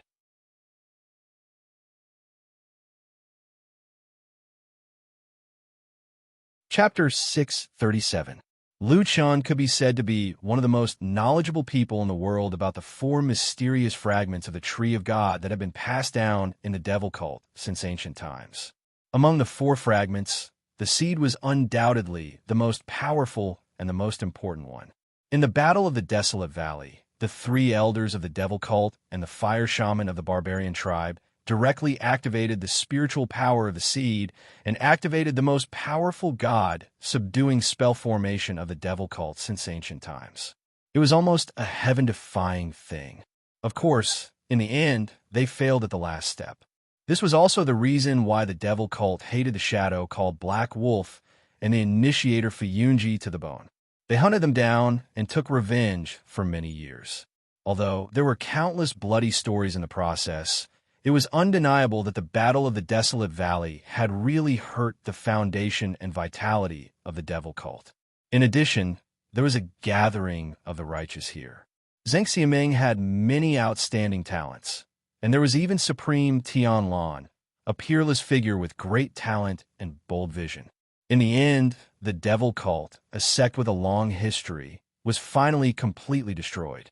In addition, Lu Chun actually knew the whereabouts of the four treasures that many people could not figure out. The most important seed of the four fragments of the Tree of God was hidden in his body. It merged with his body and became that strange and mysterious ancient tree whole space. He had seen the branch of the Tree of God before. Strangely, it was on White Lotus. But when he entered the tree hole of the Tree of God, Lu Chun clearly felt that the tree hole formed by the seed seemed to have absorbed a large part of the spiritual power essence from the branch and changed the shape of the tree hole. Because of this, he did not try to snatch the branch from White Lotus. Part of the reason was that the situation was very delicate at that time, but the main reason was that he felt that he did not need the branch. The last two leaves were unknown to him. Although he occasionally encountered some clues over the years, it was not until recently that he was sure that one of the leaves was actually in the hands of Supreme Tiehu of Zheng Xiaming. As for the last leaf, he really did not know the whereabouts of it. He knew three of the four treasures and had the most important one, or even two. No one in the world knew this secret except for himself. He thought he had basically mastered this secret until he suddenly saw the leaf in Supreme Tianlan's hand. Sure enough, there were always unexpected things in this world, and this perfected Lord Tianlan seemed to always be able to do things that others couldn't. He was always giving people a shock or a surprise. Where did this come from? The first thought that popped into Lu Chen's mind was that this crazy baldy couldn't have suddenly run over to the Heavenly Law Hall last night, killed Tai Hu, and then snatch his leaf, right? Without a doubt. This idea was completely unreasonable and filled with madness. It was a ridiculous fantasy, but Lu Chun soon discovered that he actually didn't dare to completely rule out this possibility. However, Lu Chun soon found that he did not dare to completely rule out this possibility. This kind of scalp-numbing thing happened to this damn baldy. He stared at Supreme Tianlan and clenched his teeth hard. Supreme Tianlan's expression looked much calmer and gentler. He even looked a little happy, as if he was very gratified by Lu Chen's shocked expression. He smiled and said to him, "How is it? You didn't expect me to have this treasure. Did you? Did you get a shock? Lu Chen took a deep breath and nodded heavily. Yes, I was almost scared to death. Supreme Tianlan laughed and suddenly flicked his finger. The leaf flew into the air and then floated lightly toward Lu Chen. Lu Chen's heart suddenly jumped, and his body tensed up almost subconsciously. His eyes were fixed on the leaf. He could even feel a sudden violent vibration in a certain part of his body. To be honest, at this moment, Lu Chen was really afraid. He was afraid that the seed hidden in his heart would sense this leaf and then do something that he could not control. After all, for so many years, Lu Chen had almost no control over the tree hole formed by the seed other than himself, who could enter and exit the mysterious tree hole, even if he had used up all the immortal water that was once filled with life's spiritual energy. Fortunately, it was unknown whether the seed had a mind of its own or it did not have a particularly big reaction. After the initial commotion, it quickly quieted down. Even when Lu Chen reached out to take the leaf, the seed did not move at all. Lu Chen heaved a sigh of relief inwardly. He felt that even if he had a tough heart, this kind of repeated torture and fright was a little too much for him to bear. It was probably going to shorten his life. When he held the leaf in his palm, he felt a vaguely familiar feeling. It was the unique aura of abundant life, spiritual energy, which he felt when he immersed himself in the immortal water in the tree hole. Based on this feeling alone, Lu Chen could determine that this leaf was real. The damn Baldy had actually gotten his hands on a leaf of the tree of God. He raised his head and looked at the damn Baldy. Although he did not speak this time, the puzzled look in his eyes had already revealed his meaning. At the same time, there was a more complicated meaning.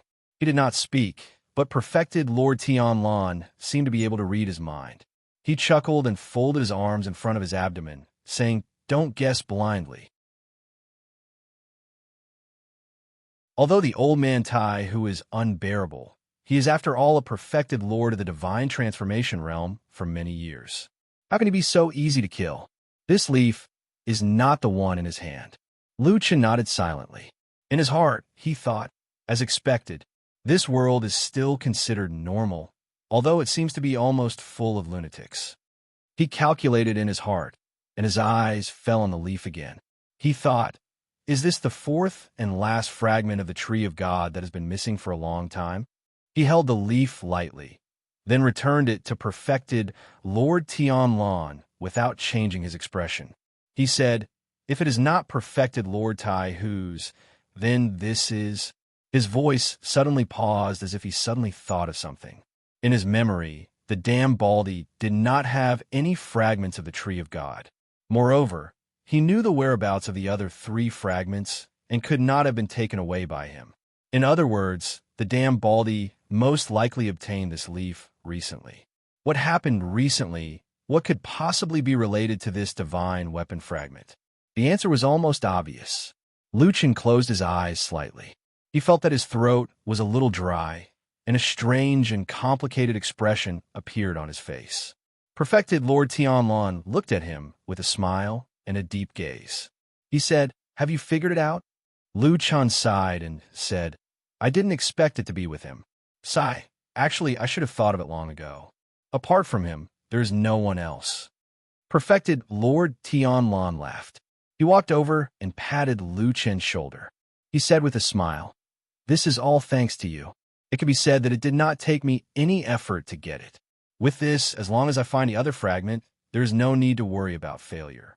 Heaven is helping me.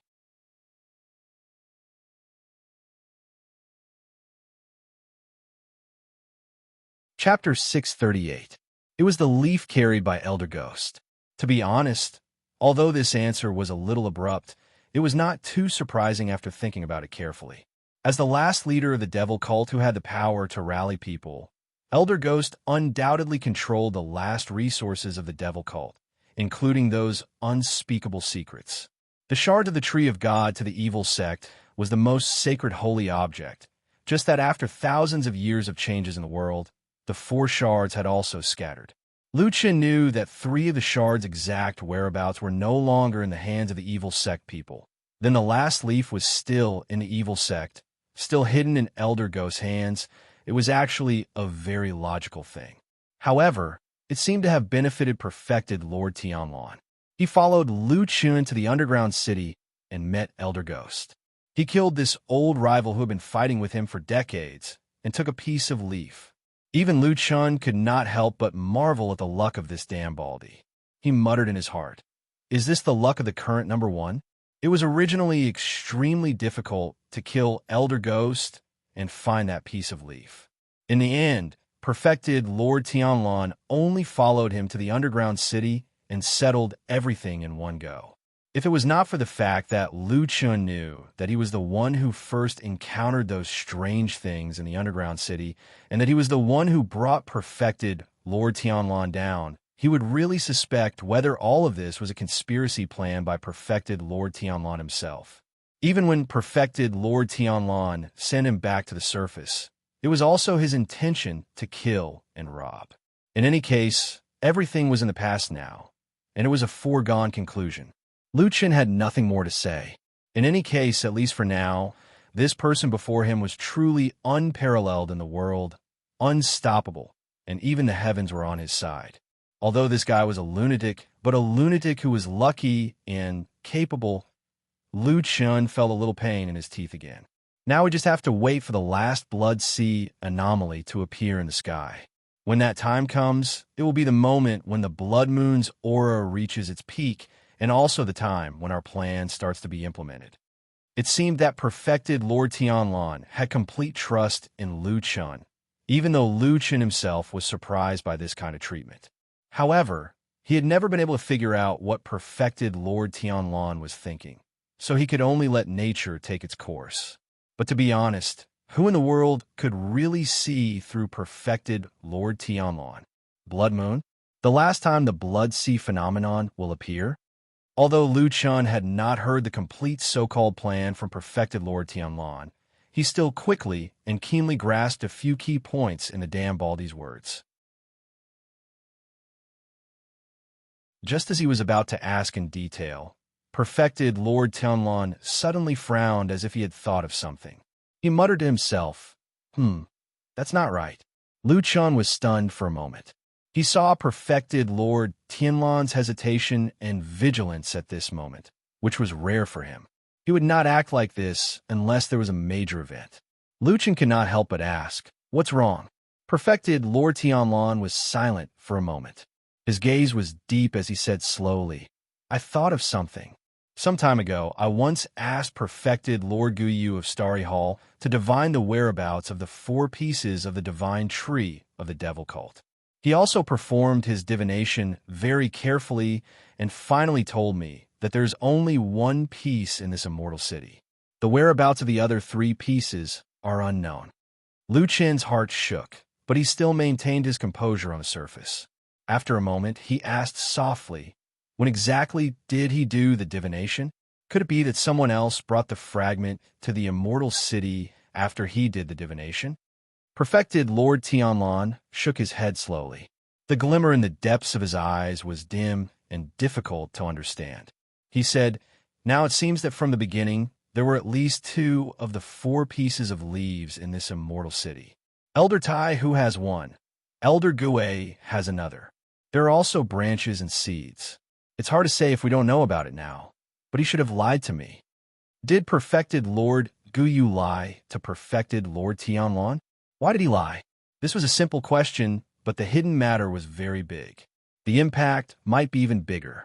Lu Chun didn't dare to say more. But now, he actually didn't care about perfected Lord Guyu's intentions. Because he suddenly thought of another thing. Perfected Lord Tianlan seemed to be determined to get these pieces of the devil cult's divine weapon. But other than the 2 pieces of leaves, the remaining 2 pieces, namely the branches and seeds, were also in this immortal city. The seeds were right in front of him, on Lu Chun's body. The branches were at White Lotus's side. Everything was actually under his nose. If this secret was discovered by perfected Lord Tianlan, Lu Chun suddenly felt that not only did he have a toothache, but even his breathing started to become a little difficult. Perfected Lord Tianlan's expression looked a little solemn. He walked back and forth in the hall with his hands behind his back. After a while, he turned his head and said to Lu Chun, "This matter has a great impact. We can't treat it lightly. I still have to go and deal with it." With that, he turned and walked out of the hall. Lu Chun subconsciously wanted to say something to him, but he quickly held back. There were some things that couldn't be explained. Even if it was the truth, if others didn't believe it, everything would be as good as nothing and the truth would become false. Perfected Lord Tianlan's figure quickly disappeared outside the hall. Lu Chun slowly walked out. When the sunlight shone on him, he slightly narrowed his eyes and looked up at the sky. The world was bright, and the sky was high and wide. There was not a bit of hostility or any trace of the Blood Sea. Looking at the sky in front of him, it was simply impossible to imagine that it would be covered by the strange Blood Sea phenomenon. When the Blood Sea phenomenon appeared again, something would definitely happen, right? Lu Chun didn't have the intention to ask Perfected Lord Tianlan immediately. At least from the looks of it, Perfected Lord Tianlan would tell him sooner or later. But now, he had a more important and urgent matter in front of him. Lu Chun calmed his mind and then strode in the direction of the mountain. Earlier, Old Ma had sent someone to tell him that White Lotus was indeed still alive and that he had dug her out from the ruins of that house. Because of the subtle atmosphere on Sky Dragon Mountain, it was indeed not suitable for White Lotus to continue staying on the mountain. Otherwise, who knew whether some greedy guy would run out and kill this girl and then ask for credit from Perfected Lord Tianlan. Old Ma brought White Lotus to the house next to the horse-washing bridge at the foot of the mountain. Lu Chun decided to go and see her as soon as possible. Of course, this was just an excuse. In his heart, an originally unimportant matter had now become an urgent matter. The branch necklace, still hanging on White Lotus's neck, suddenly became a very troublesome thing.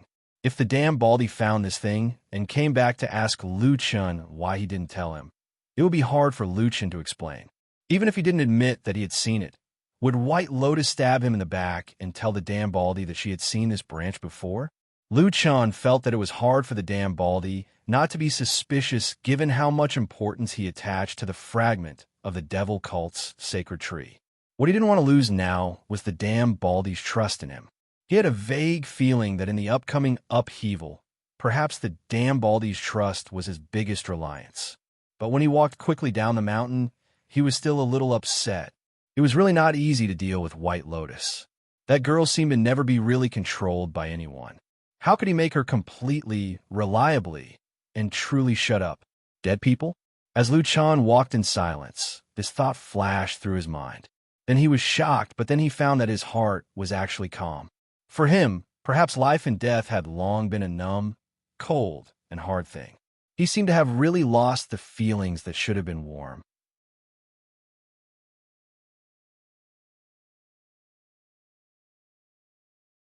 Chapter 639. In the house next to the horse-washing bridge, Old Ma looked a bit restless. He was sitting on the edge of the bed in the bedroom, and on the bed, White Lotus was still lying there with her eyes closed. Close by, the green chain on her neck was still shining. The house was very quiet, the door was unlatched, and the window was half open. From there, he could see the scenery of the courtyard. From where Old Ma was sitting, he could see the black dog lying under the big tree in the courtyard. It had a lazy and bored look, and its eyes were slightly closed, as if it was going to fall asleep soon. Old Ma felt a bit nervous. He thought that it was mostly because of the importance of the tree branch. As for other things, it was quiet here. There was nothing worth being vigilant about. As for White Lotus, he subconsciously looked down. The beautiful young girl looked like a flower that was about to wither. His hand that was reaching for the branch paused slightly in midair. Finally, he clenched his teeth and touched it. His somewhat stubby fingers reached into the soft green light, causing his body to slightly tremble. But after pausing for a moment, nothing unexpected happened. Old Ma looked at White Lotus, frowned, and then used his fingers to lightly grab the branch. When he touched the skin, he felt a cool water like chill pass through his fingertips. It wasn't a very stimulating kind of cold, just a feeling that was a bit colder than the temperature of water. Even so, wearing this kind of necklace would definitely not be comfortable unless one had innate cold resistance, or if one's cultivation was too high and long ago ignored this little bit of cold.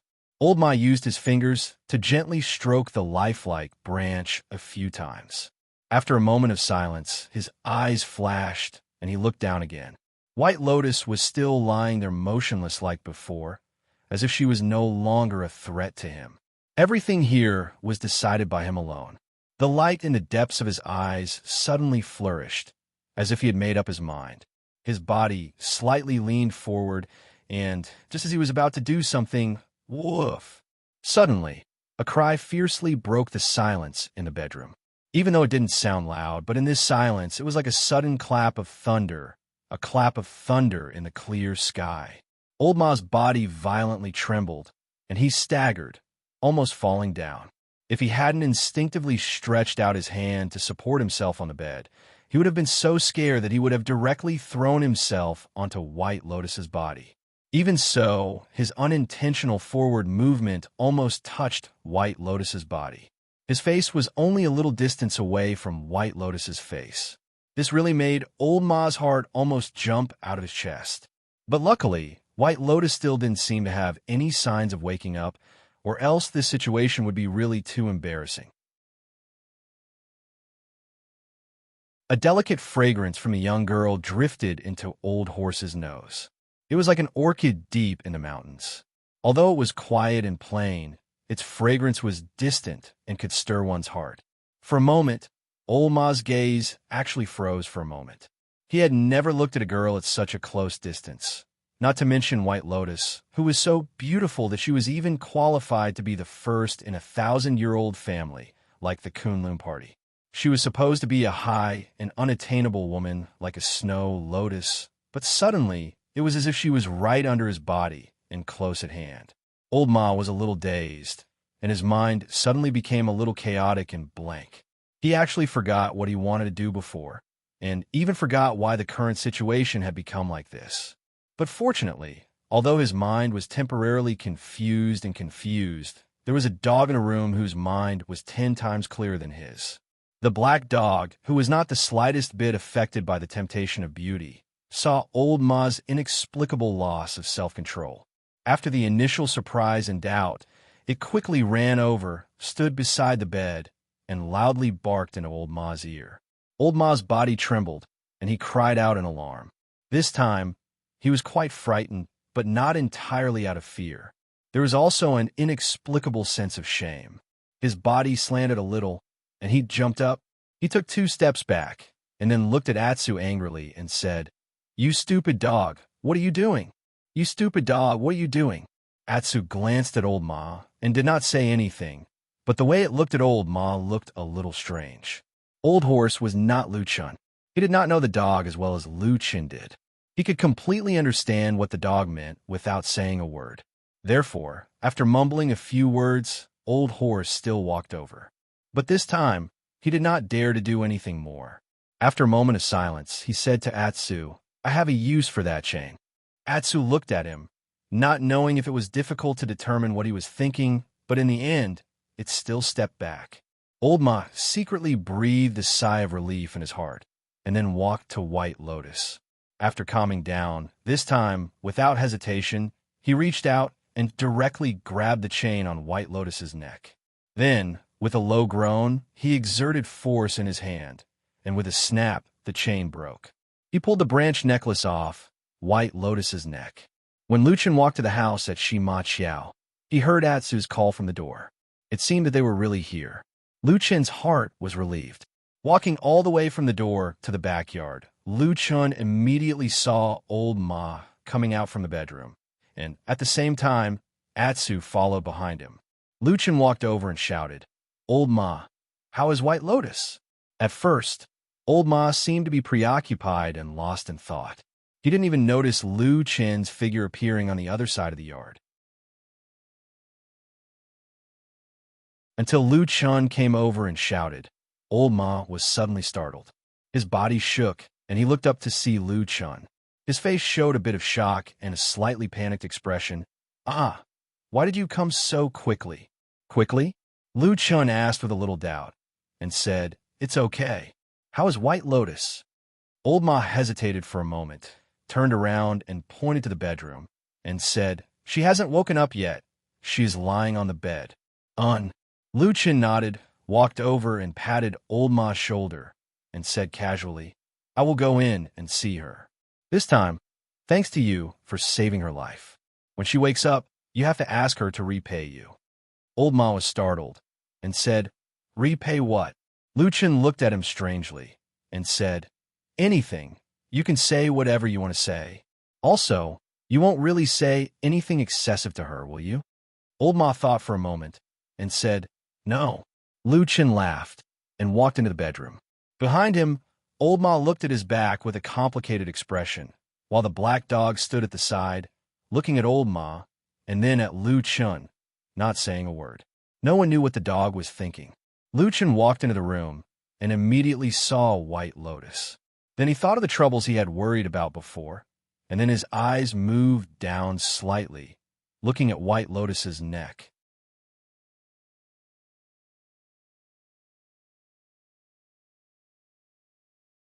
Chapter 640.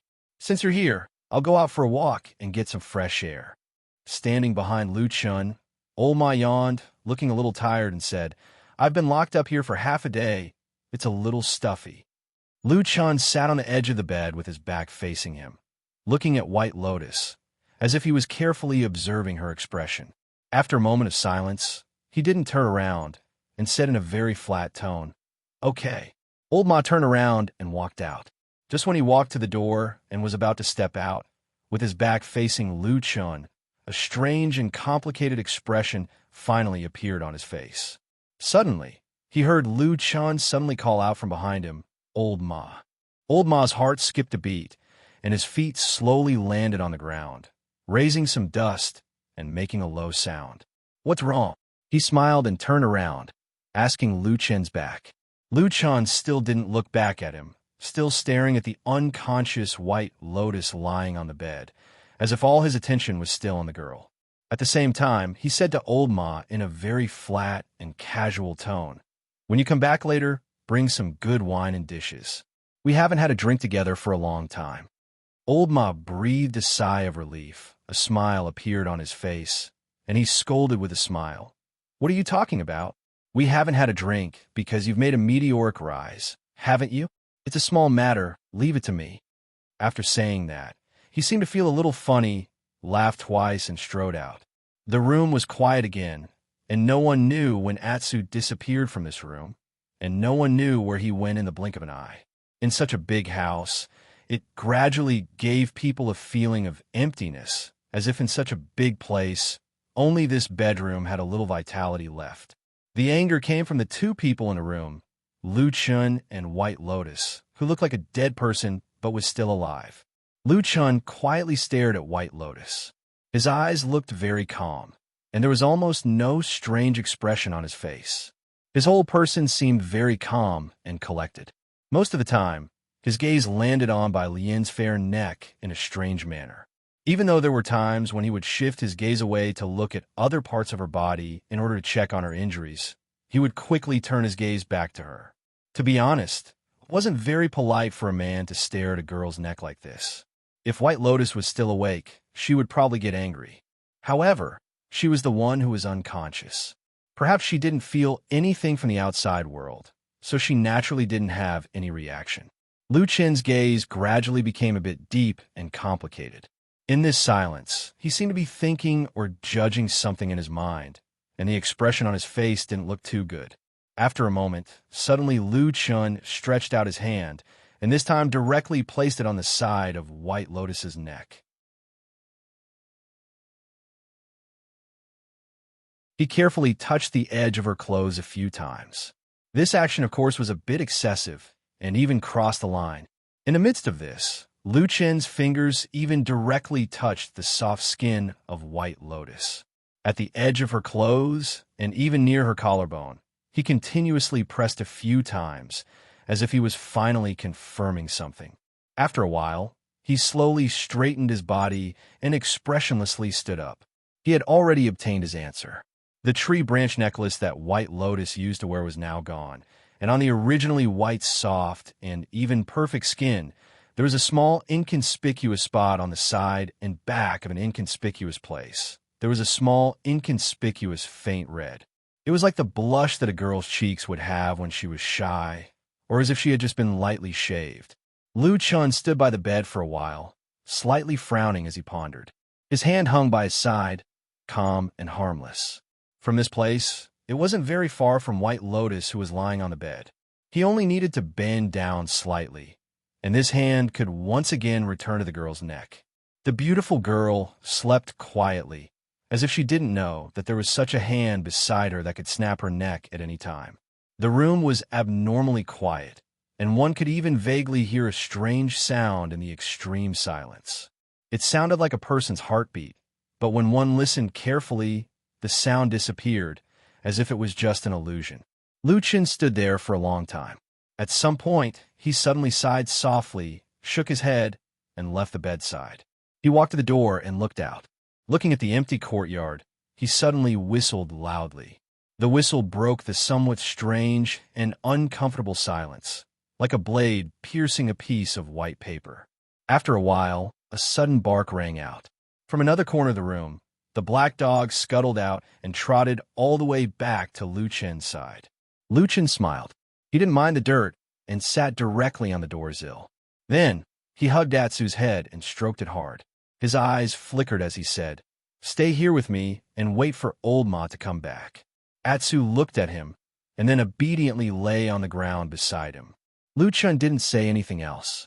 He just sat there and waited patiently. Time passed slowly. The light and shadow in the sky flickered, and the reflection in the room was also constantly changing. In the light and shadow, Lu Chen's face remained motionless like a statue, as if he had hidden all his emotions. Old Ma still didn't come back. When the sky gradually darkened and night finally fell, the house fell into darkness in the silence. Even Lu Chen's figure was swallowed by the surging darkness, but Old Ma still didn't come back. Lu Chen had been sitting on the doorsill for a long time. He seemed to be particularly patient today, or perhaps there was an unusual desire in his heart that allowed him to sit there and wait for his friend. The food and wine he promised, the drinks he promised, had yet to come true. The sky was dark, and Atsu had already fallen asleep. There was some snoring, as if it was laughing at Lu Chen's ridiculous persistence. Lu Chen looked up at the quiet night sky, and for a moment, he was also in a trance. He took one last look at the quiet courtyard, stood up silently, and walked back to the bedroom. Bang! He slammed the door. Atsu was still sleeping, and seemed to turn a deaf ear to this sound. Lu Chen lit a candle in the room, and then walked to White Lotus, who had not woken up until now. He picked up one of her hands and checked it. He found that her pulse was stable, and the injuries on her body seemed to be improving. It seemed that her life was not in danger. What was strange was that the culprit that had been raging in her body, the tyrannical spiritual power, seemed to have been completely cleansed. Although the power of the spiritual power had been greatly weakened, it had completely calmed down and hid quietly in the sea of qi in White Lotus's dantian. It seemed that as long as it was given time, it would even show signs of merging with White Lotus's own spiritual power. This was the effect of the blood food secret method. Lu Chen was well aware of this. He glanced at White Lotus and smiled slightly, but the smile was slightly sarcastic. "I don't know if you heard what the damn baldy said. He said, 'You dare to eat such a deadly thing.'"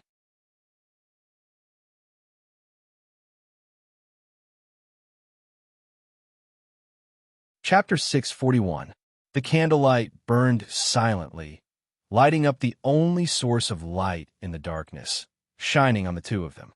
Lu Chen stared at White Lotus, his expression gradually becoming complicated and emotional.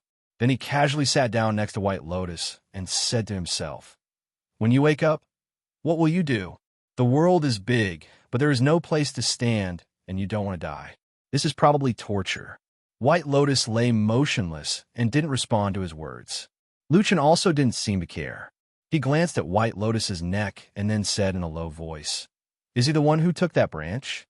The dim candlelight fell on White Lotus's beautiful face, and the room fell into silence. After a while, Lu Chen quietly pulled the quilt on White Lotus's body higher and covered her neck. Then he turned and walked out of the room.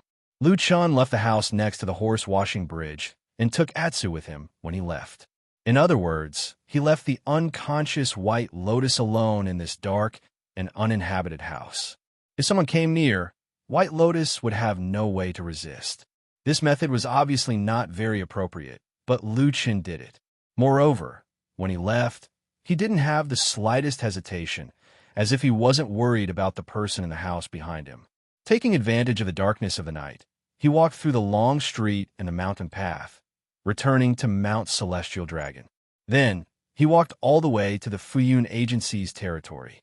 After glancing at the deep darkness of the night, he calmly walked into the Kunlun Palace where true Lord Tianlan was. In the dead of night, even though it wouldn't matter if Supreme Tianlan sat here for a few days and nights with his cultivation, he naturally wouldn't stay here under normal circumstances. In fact, the security outside the Kunlun Hall was also very tight.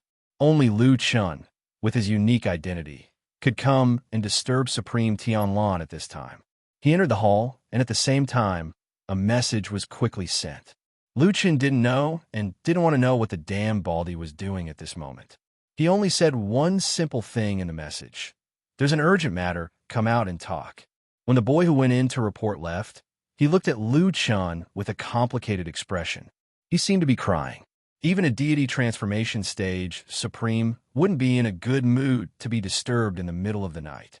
No, it should be said that if a deity transformation stage Supreme was angry, that would be even more frightening. Unfortunately, Lu Chun did not respond to his pleading eyes. After entering the hall, he simply sat down on a chair, obviously waiting for perfected Lord Tianlan to come out and speak. The boy sighed deeply and left with a hidden bitterness in his eyes. After a while, the boy ran out of the back hall with an excited expression, as if he had just escaped from death. He smiled and said to Lu Chun, "Young master, Supreme Tianlan will be here soon. He asked you to wait here for a while." Lu Chun nodded and said very politely, "Okay, thank you." The boy grunted and said, "There's no need to be so polite. I just want to trouble young master. We can do anything in the future, but please try not to come here so late at night." As he spoke, he looked at Lu Chun pitifully. Lu Chun felt a little embarrassed under his gaze. He smiled and nodded, saying, "Just this once." The boy went away happily. Not long after, the sound of footsteps was heard. It was Supreme Tianlan coming out of the back hall. Perfected Lord Tianlan didn't look angry at all, as if it was no different from daytime to him. He even smiled at Lu Chun and asked, "What's the matter? Why are you in such a hurry?" Lu Chun had already stood up when he saw him. Without any hesitation, he said straightforwardly, "I may know the whereabouts of the branch of the Devil's Sex Divine Tree." Supreme Tianlan was startled, as if he didn't expect to hear this news from Lu Chun. He looked at him with interest and said, "You actually know this news? Then tell me." With that, he sat down on a chair next to him and beckoned Lu Chun to sit next to him. Lu Chun didn't intend to sit down. Instead, he stood and began to narrate the matter in the most direct and simple words. In the end, he said, "I guess that the thing on White Lotus's neck should be that branch. I went there today to make a final confirmation, but the branch disappeared when I reached Horsewashing Bridge." Supreme Tianlan's expression didn't change. His eyes were deep. After pondering for a moment, he said, "So you suspect that Old Ma took that branch?" Lu Chun said, "There's no one else but him."